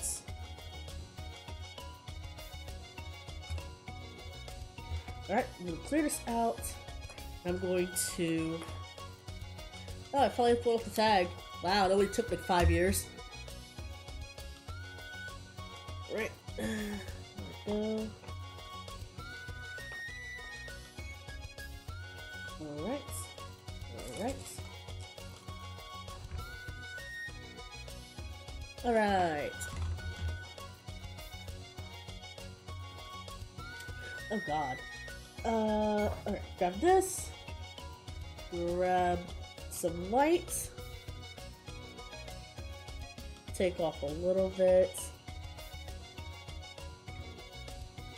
And then take off the pink.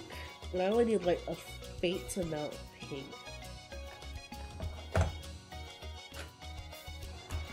We'll leave this right here for now. Hopefully that doesn't click on anything. You. Yeah.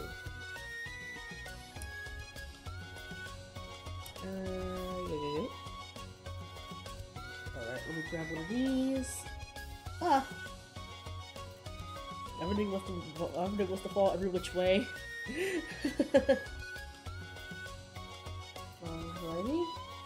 Ready. Alright, and make sure that's completely dry. Alright, that should dry. We're gonna go ahead and do blending. Do a little blending and take this and we're just gonna like that. I just wanted to be the faintest of blushing on KAITO. Compared to Emil, who's like embarrassed. Or like trying or being a tryhard for being a tryhard. This one KAITO's meant to be like more like bashful, a little bit more confident. Let me grab some less from over here. Oh, I should probably. I didn't realize I was holding it up the wrong place. There we go.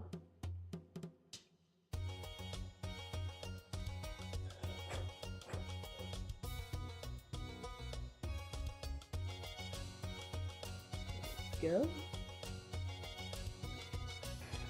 Grab some more. Well, made a little bit, way a little bit too much. A little bit too little.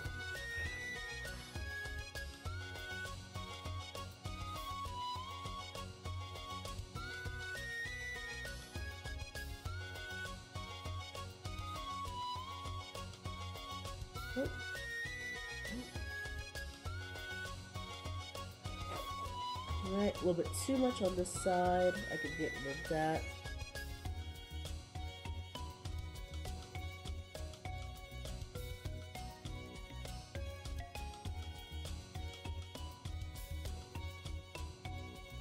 There we go.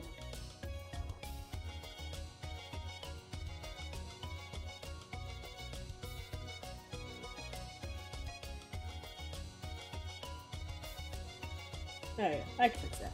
There we go! Look at him! Yay! He's doing a lot better than I thought he was going to, all things considered. I just want to add, I'm just gonna add some shading around his eyes, his eyelids, and a little bit on the sides. So I just need to match that to his, skin tone, which is like, kind of peachy. This faintest a bit of darkness, so like that, and a tiny bit of orange,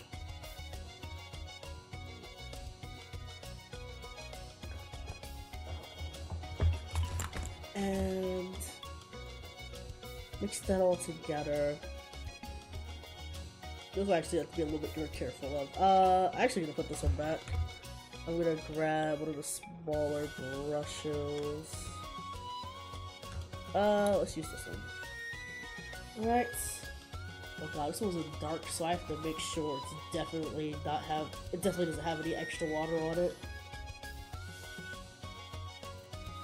There we go. Alright. Alright, take.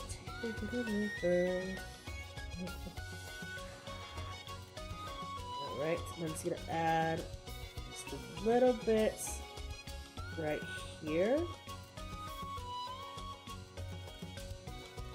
And a little bit right here.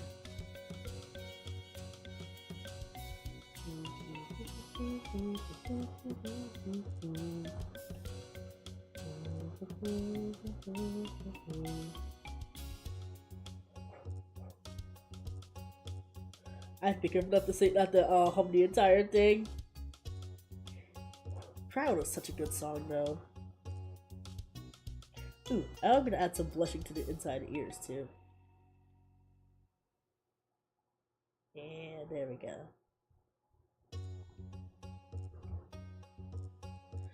There we go.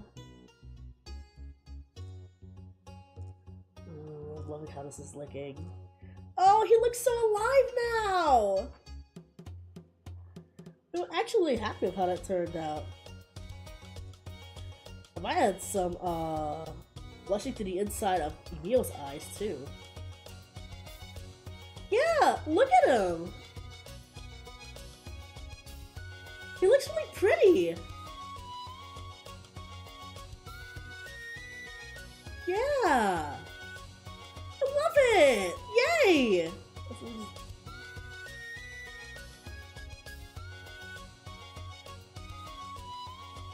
I know I shouldn't.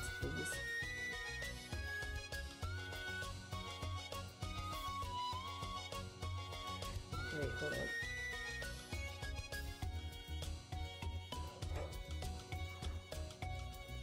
Oh my gosh! Oh my gosh! Oh my gosh! Look! Ah! Okay, now I definitely want to add some. I definitely want to add some to the side of Emil. Like this, I might actually have to fix because I have to adjust it to his skin tone. Yeah, I'm gonna have to adjust it to his skin tone.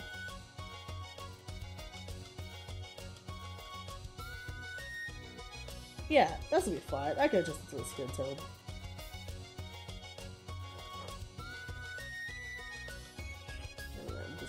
I'm just adding on now. I love how it looks. I love how it looks.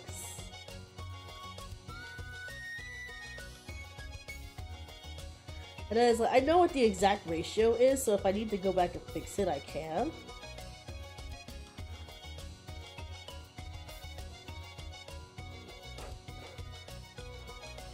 Alright. Oh, I actually do need to add some blushing to the inside of these ears too. Even though they're not going to be seen.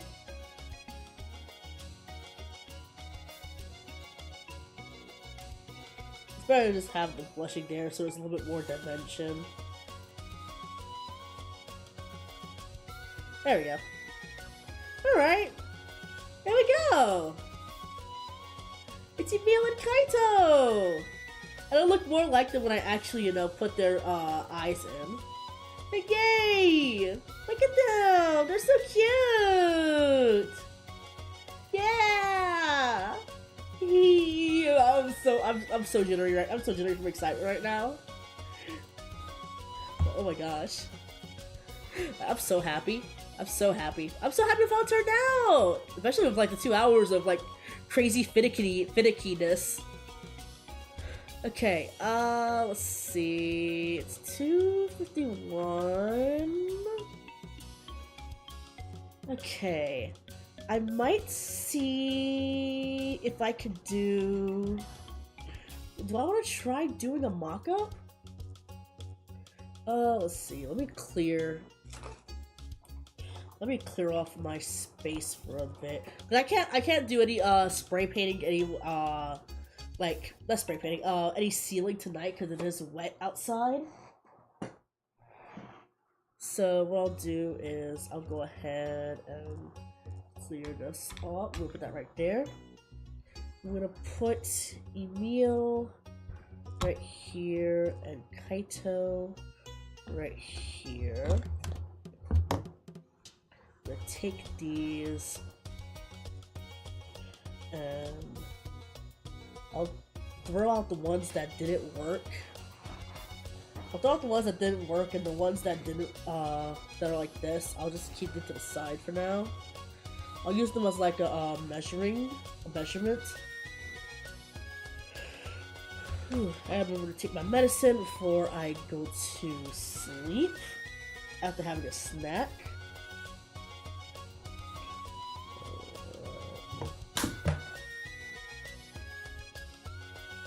Alright, that should do. I'll go ahead and put it aside. Okay. Let's see. It's the Leah Tower from another thing. Oh. That's another pattern from another thing. Okay. So, I'm using a jacket pattern. The jacket pattern that I used from last time was more of a, it was more of a suit jacket pattern. I'm still gonna use that as like the main basis. I just need to fit it to the Momo doll. So normal ones I normally do is it is 12 centimeters, not 12 centimeters. It is 12 inches. Cause I make it for a 12 inch doll. So actually it's not even 12 inches, half of that. So it's close. So if the 12 inch doll, let me see. As long as I show you, as long as I don't show you his face, it should be fine. So I'm just gonna crack his neck. There we go. So this is a doll that I've borrowed. This is 12 centimeters. This is 12 centimeters. This is 12 inches. This is 12 inches doll. So I don't have a measuring tape, so I'm doing. So from head to toe is like 12 inches. So from here to here. So from here to let's see, right here. That's about, let's see, that's about 6 inches. And then Emil's doll is an Emomo doll. So that's going to be... Alright, let me put him back on the door.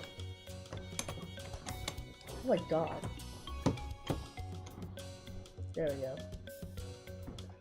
And then put this. Gotta make sure that doesn't get on the screen. Alright. And ah! Jesus. Jeez Louise. Alright, move this out the way, get that out the way. Oh! I'm just grabbing Emil's body. Oh, it's 12:55?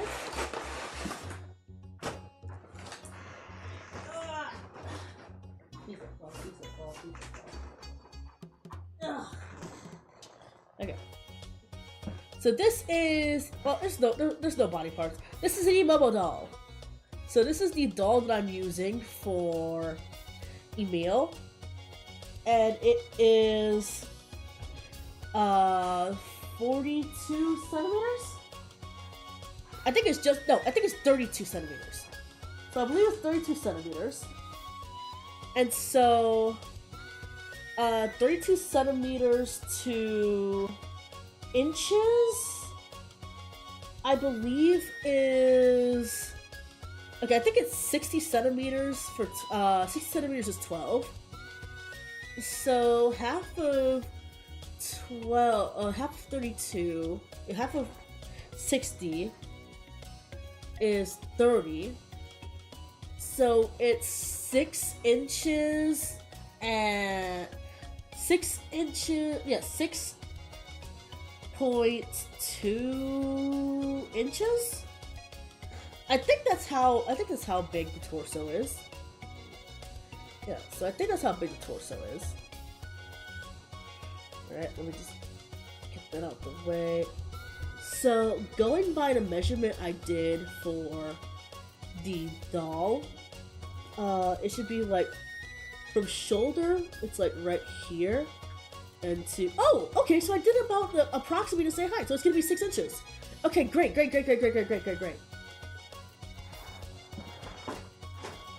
Okay, cool. So I need to make sure I count for 6 inches. Great.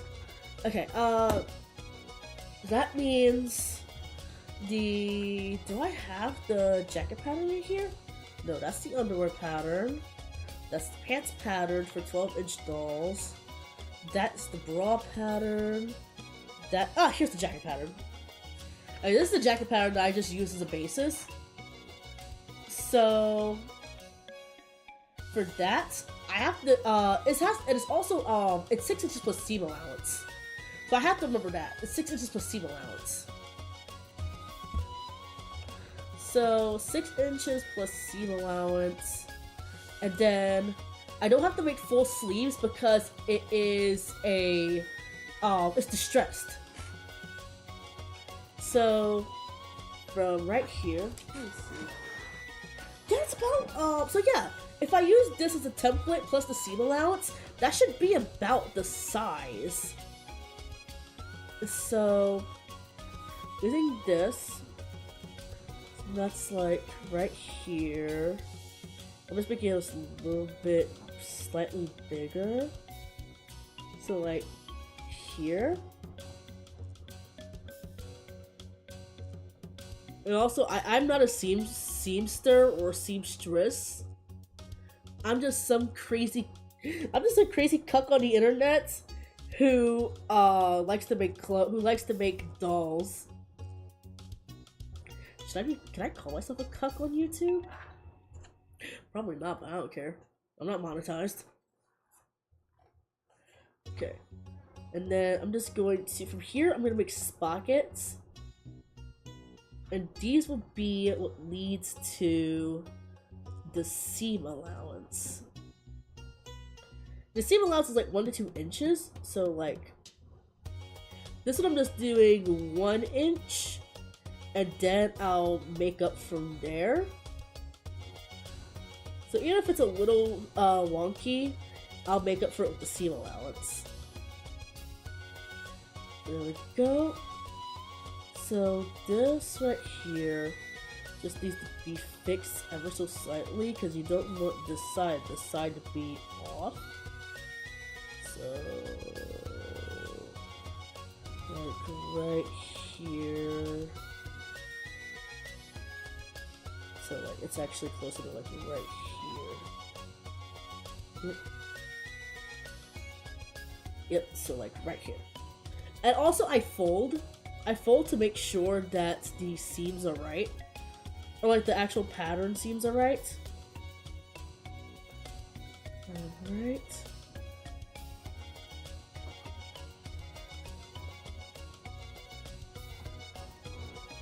There we go, so that's the back pattern piece. And then to make the other pattern piece is literally just taking this part, going like this.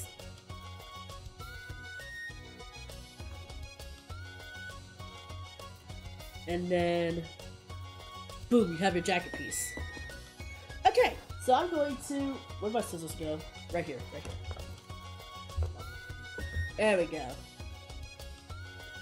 Alright, I'm going to take this part. We'll go ahead and take this. I'll keep this just in case. And I'm not going to get too jaggedly because I'm going to use that to make the other part of the jacket piece. Alright. Now we're just going to cut this out. But yeah, it's good to know that 6 inches will be the threshold, at least for this one. And if I do need to adjust it, adjusting it won't be that crazy. But that's how I hand sew all my stuff, so if I ever need to adjust it, then I can just adjust it by hand. But also it's like I said, I'm doing this with like basic measurements because let's be honest, your boy did not pass math class. Like, especially college algebra. Nah, I failed that. If you want me to find square root of something, I can find the square root. If you ask me to find the square root of a fraction that is imaginary, I'm sorry, I'm looking at you like you're speaking gibberish to me.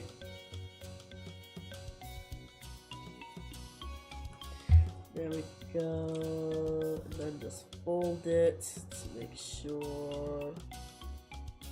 Okay, it is slightly. Okay, so folding it. Okay, fold it at where the seams meet. Okay, and then from there I can see what needs to be adjusted. So for this one, I'm gonna adjust it right here. This is why I use, like, this is basically like a mock-up pattern. So with this one, it doesn't matter if I do measure once, cut twice. I measure twice, cut once. Because this is just like, essentially, a test piece. If it doesn't fit, then I can use it for another doll. And just adjust the sizes for that.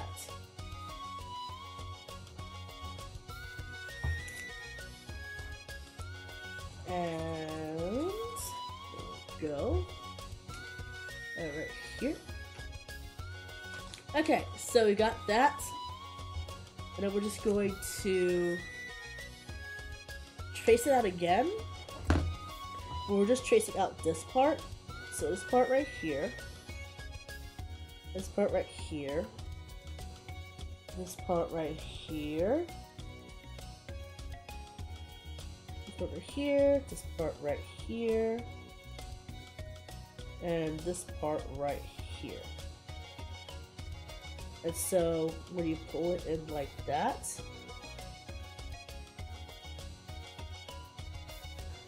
like this, then boom, you have the second half of the pattern. Yeah, just like that, just that easy. And then I'll just, even though I don't really need the sprockets for this, I'll add it in just in case so I know where the seam allowance is. And this is just random gibberish math. So it is like this. There we go, there we go. And there we go. That's the pattern for both sides. Cause you just take this, flip it over, it's the same thing. Alright. That. And for this, like I said, I'm using a pair I'm using the fabric that I plan to use for another doll that I never got around to using. So I don't feel bad about using this one for a mock-up. Because I have a lot of fabric actually. And I'd rather use like my cheapest fabric first and then go to using my expensive fabric. Which is what I did for the present doll. Like that one I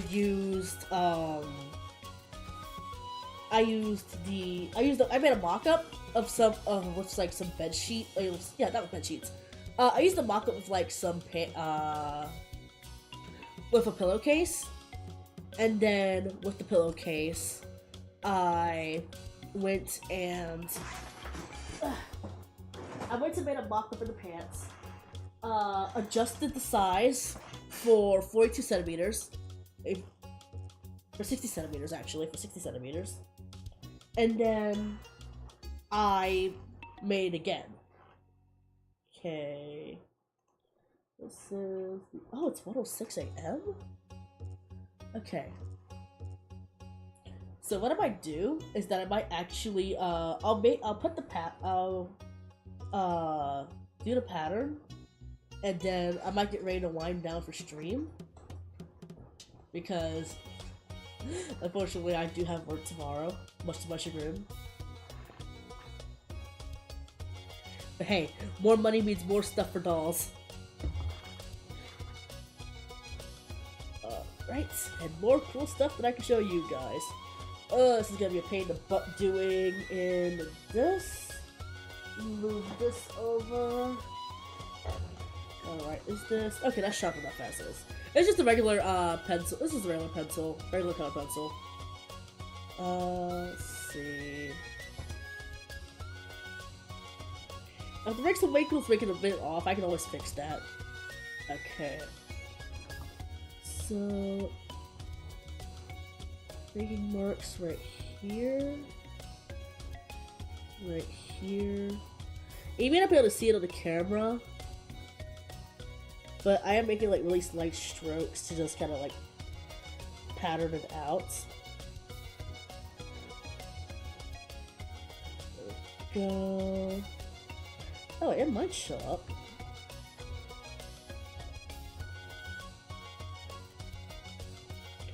But yeah, use better math than I do. I just kind of, I call it the I'm feeling it math, because I just feel it in my gut and hope it's correct.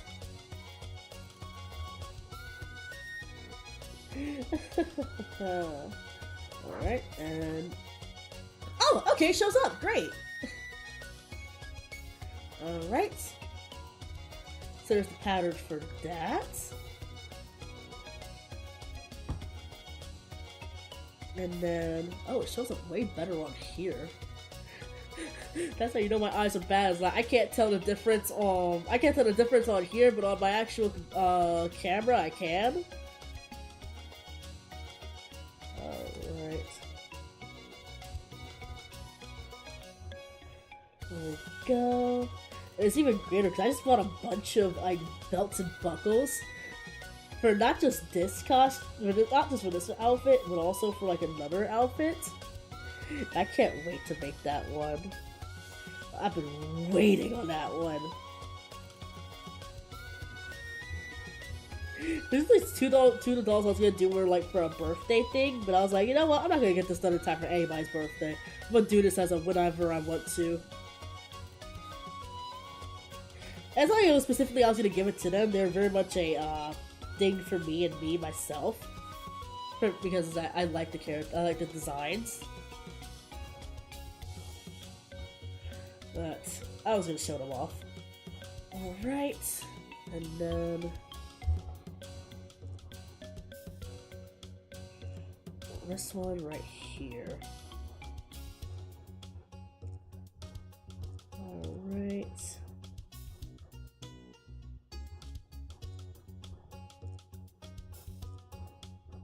Also, I probably should pay attention to people's birthdays more. The only time I really paid attention to people's birthdays is they like tell me. I'm like, why didn't you tell me? I would have got like a present or something for you, or at least said happy birthday. But well, I kind of forget.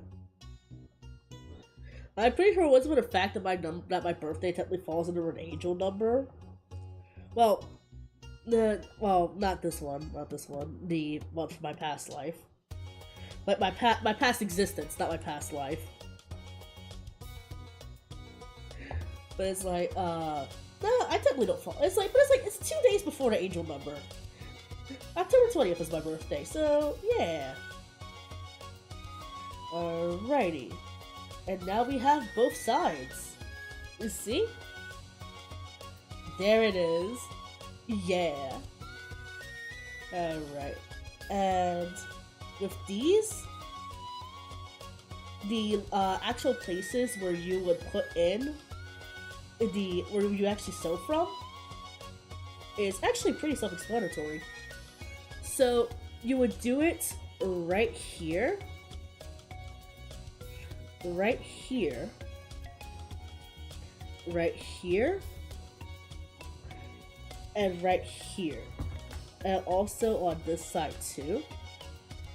Those are the places that you would, those are the places where you would essentially would sew from. I'm gonna go ahead and cut these out, actually. Ooh, this is actually a good lining. Also, even though I don't preach to the choir when I say this, but technically when you are using darker fabrics, like black, purples, reds, anything that's like dark in color, you're supposed to make a skin suit for your doll. You're supposed to make it a skin suit out of elastic. I do not make skin suits because I do not plan to. At least the ones that I show that I'm making that are like my favorite characters, I'm not planning on selling those.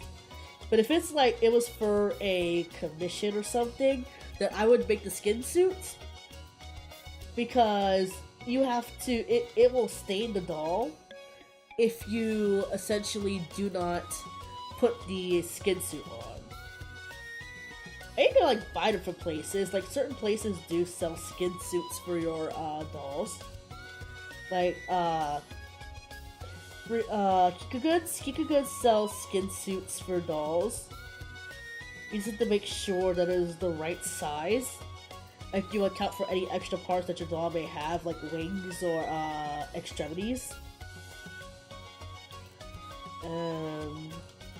Just make sure you measure for them. But yeah, I don't use skin suits on mine. If it's like something where it's like, oh, it took me a long time, or it has like body markings on it, then yeah, I'll use it, because if I do it wrong, then I have to buff it off. But if I do it right, then I don't have to worry about that. Let's see. Okay, I kind of messed that one up a little bit. That's fine. That's why you make seam allowance to account for any mistakes. Alright. Yeah, I would say cutting fabric's kind of therapeutic when it works properly. But, like, you just kind of like start zoning out. The next thing you know, you have a perfectly cut piece, well, mostly perfectly cut piece of fabric. Or if you're like me, you don't realize you snipped off too much until it's too late. And then at that point, you're just like, ah, great! Yay! Alright, I think, yeah, okay. Hopefully I did just do the exact thing I just made a joke about. Alright, there we go. And right here. And then finally, it will be... Oh god, I can't see that. I think I get it. Alright, alright, alright. There we go. Whew. Alright, and where is my... Wait. I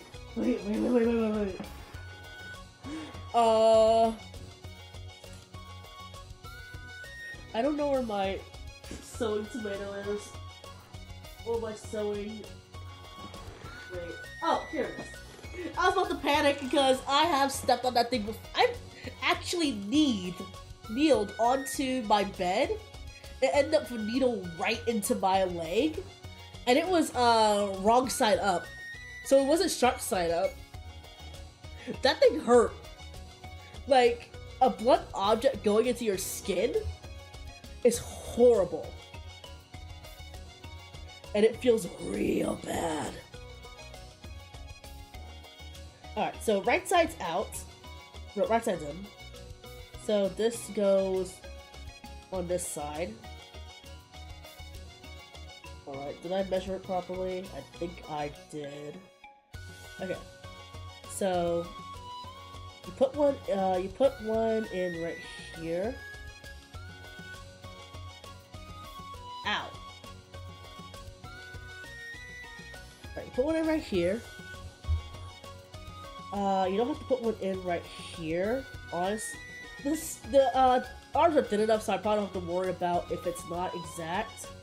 If it's not exact, then I could just expand the pattern for the I can just expand the pattern for the for that part.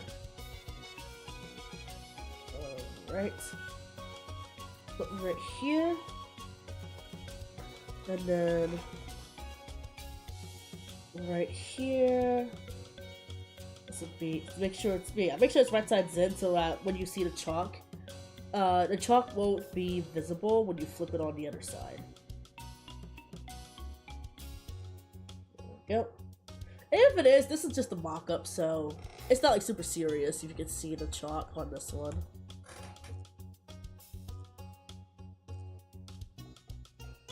Alright.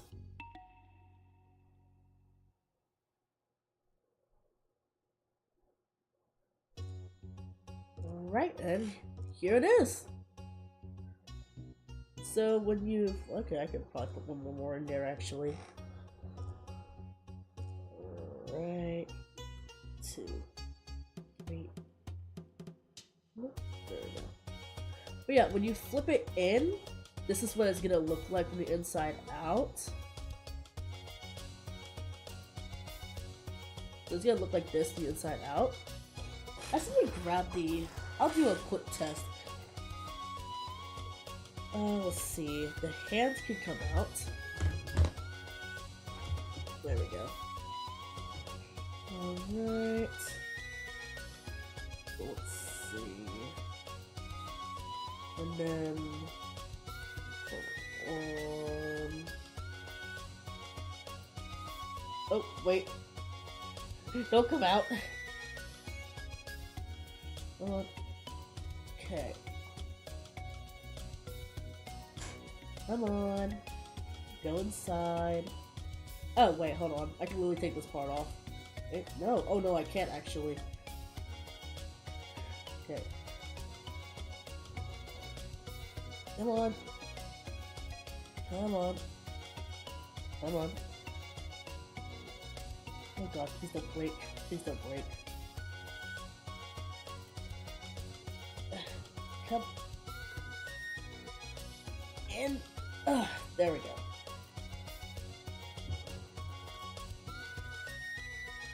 Alright, put that back in. And, okay.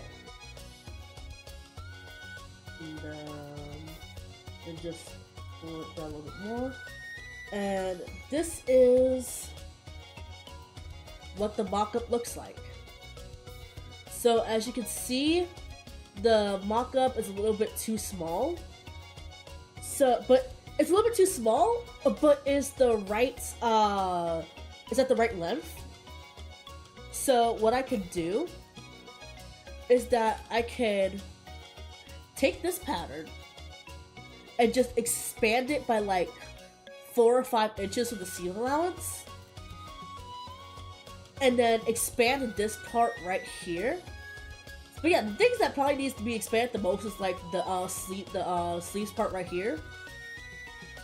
And this part right here. And it should fit perfectly. Honestly, I probably don't even need to do 4 or 5 inches. Probably need to do like a 2 inches. And then expand this by 3 inches. So I'll probably write that down. So, let's see. Expand by 2 inch. And then this one will be expand by 3 inch. But yeah, as you can see, this plus also it's like this part right here. Once that's expanded, that should fit no problem. But yeah, this is what it looks like with the mock-up. Like I said, this is a work in progress. The fact that we were able to like try it out, test it, see if it would fit. If it does fit, then that's great. And then so that way, when I go to make it in the letter, or I might do clutter depending on how I feel. When I go to make it in the letter, I don't have to worry about messing it up because I'll already know what the perfect measurements are. Which is great. That's great. We did a lot today, actually. I'm happy about that, actually. We did a lot. I'm happy. We got the faces done. We started the mock-up for Emil's jacket. And we started the process of essentially getting that all together. So yeah, that's a lot. That's a lot done in 3 hours, all things considered. Even with all the stuff that was happening earlier. Yeah. Alright, if that's the case, we're gonna head right over to the Zatsu screen. Because it is time to wind down for the night. Let's see, I had a lot of fun doing it all together. I love face-ups. I love doll customizing. Heck, that's the entire reason why I became why this became my entire aesthetic. I am a doll shop adventurer, even though I don't really get a chance to do much adventuring besides being a bodyguard. But yeah, it works. Yay! The most annoying thing / funnest thing is probably gonna be making the puffy, like making the feet. Making feet and making the paws, but that'll be fine because I'm gonna do practice of that with the Monster Hachiware. Like these two are meant to be more like kind of like works in progresses, because what I'm planning to do is that I'm either gonna do an entire stream dedicated to working on Monster Hachiware / Kamera Hachiware, or what I might do is that I might just make it into a whole video and edit it. And I'm gonna edit it both regardless, it's both gonna end up as a video and a VOD. But you'll get to see like more behind the scenes if I do the actual like hand cam stream for Monster Hachiware. I'll think about it as I go along the week, because I have to go through my entire stash of like fabrics and other stuff to see what will essentially what it'll look like. I mean, not what essentially, if I have the color palettes and such. So let's see. Looking at the pattern. Well, actually, look at the poll. Okay, look at the poll number one. for Monster Hachiwara. So we'll be doing a doll based off of number 1. Okay, that's great. Okay, so if that's the case, I'm gonna put out more information on that later. I'm gonna go through it because I think I do have the same color palette for Monster Hachiwara's hair, but I have to check just in case. And I do have a wig. I have a wig. Actually, that one's for like 1/4 scale. I don't think I can use that one. But essentially, I will put out more information on that, and also I'll start like the actual drafting because I want to add like more details to the jacket and a few other things. But yeah, more information about that will come out in the schedule for this week because I will be doing some more streaming this week. I won't be going back to like no Saturday streams because this Saturday was an exception that I happened to have a day off that I was able to actually stream. So what I'll be doing, I'll be going back to Friday, maybe Thursday. So Thursday, Thursday, Friday, and Sunday. And then if I have the energy for it, then I'll do Monday. But I, as usual, like don't stream on Tuesday and I don't stream on Wednesday because I have late night classes for those. But aside from that, from those in the past, to those in the present, to those in the future, I bid you all adieu, and I'll see you somewhere beyond the boundary. Bye.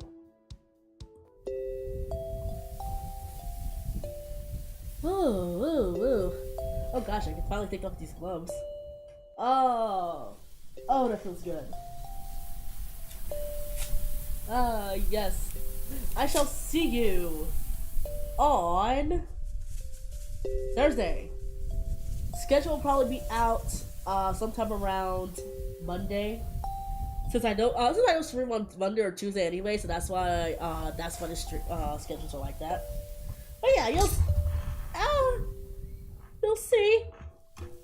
Goodbye.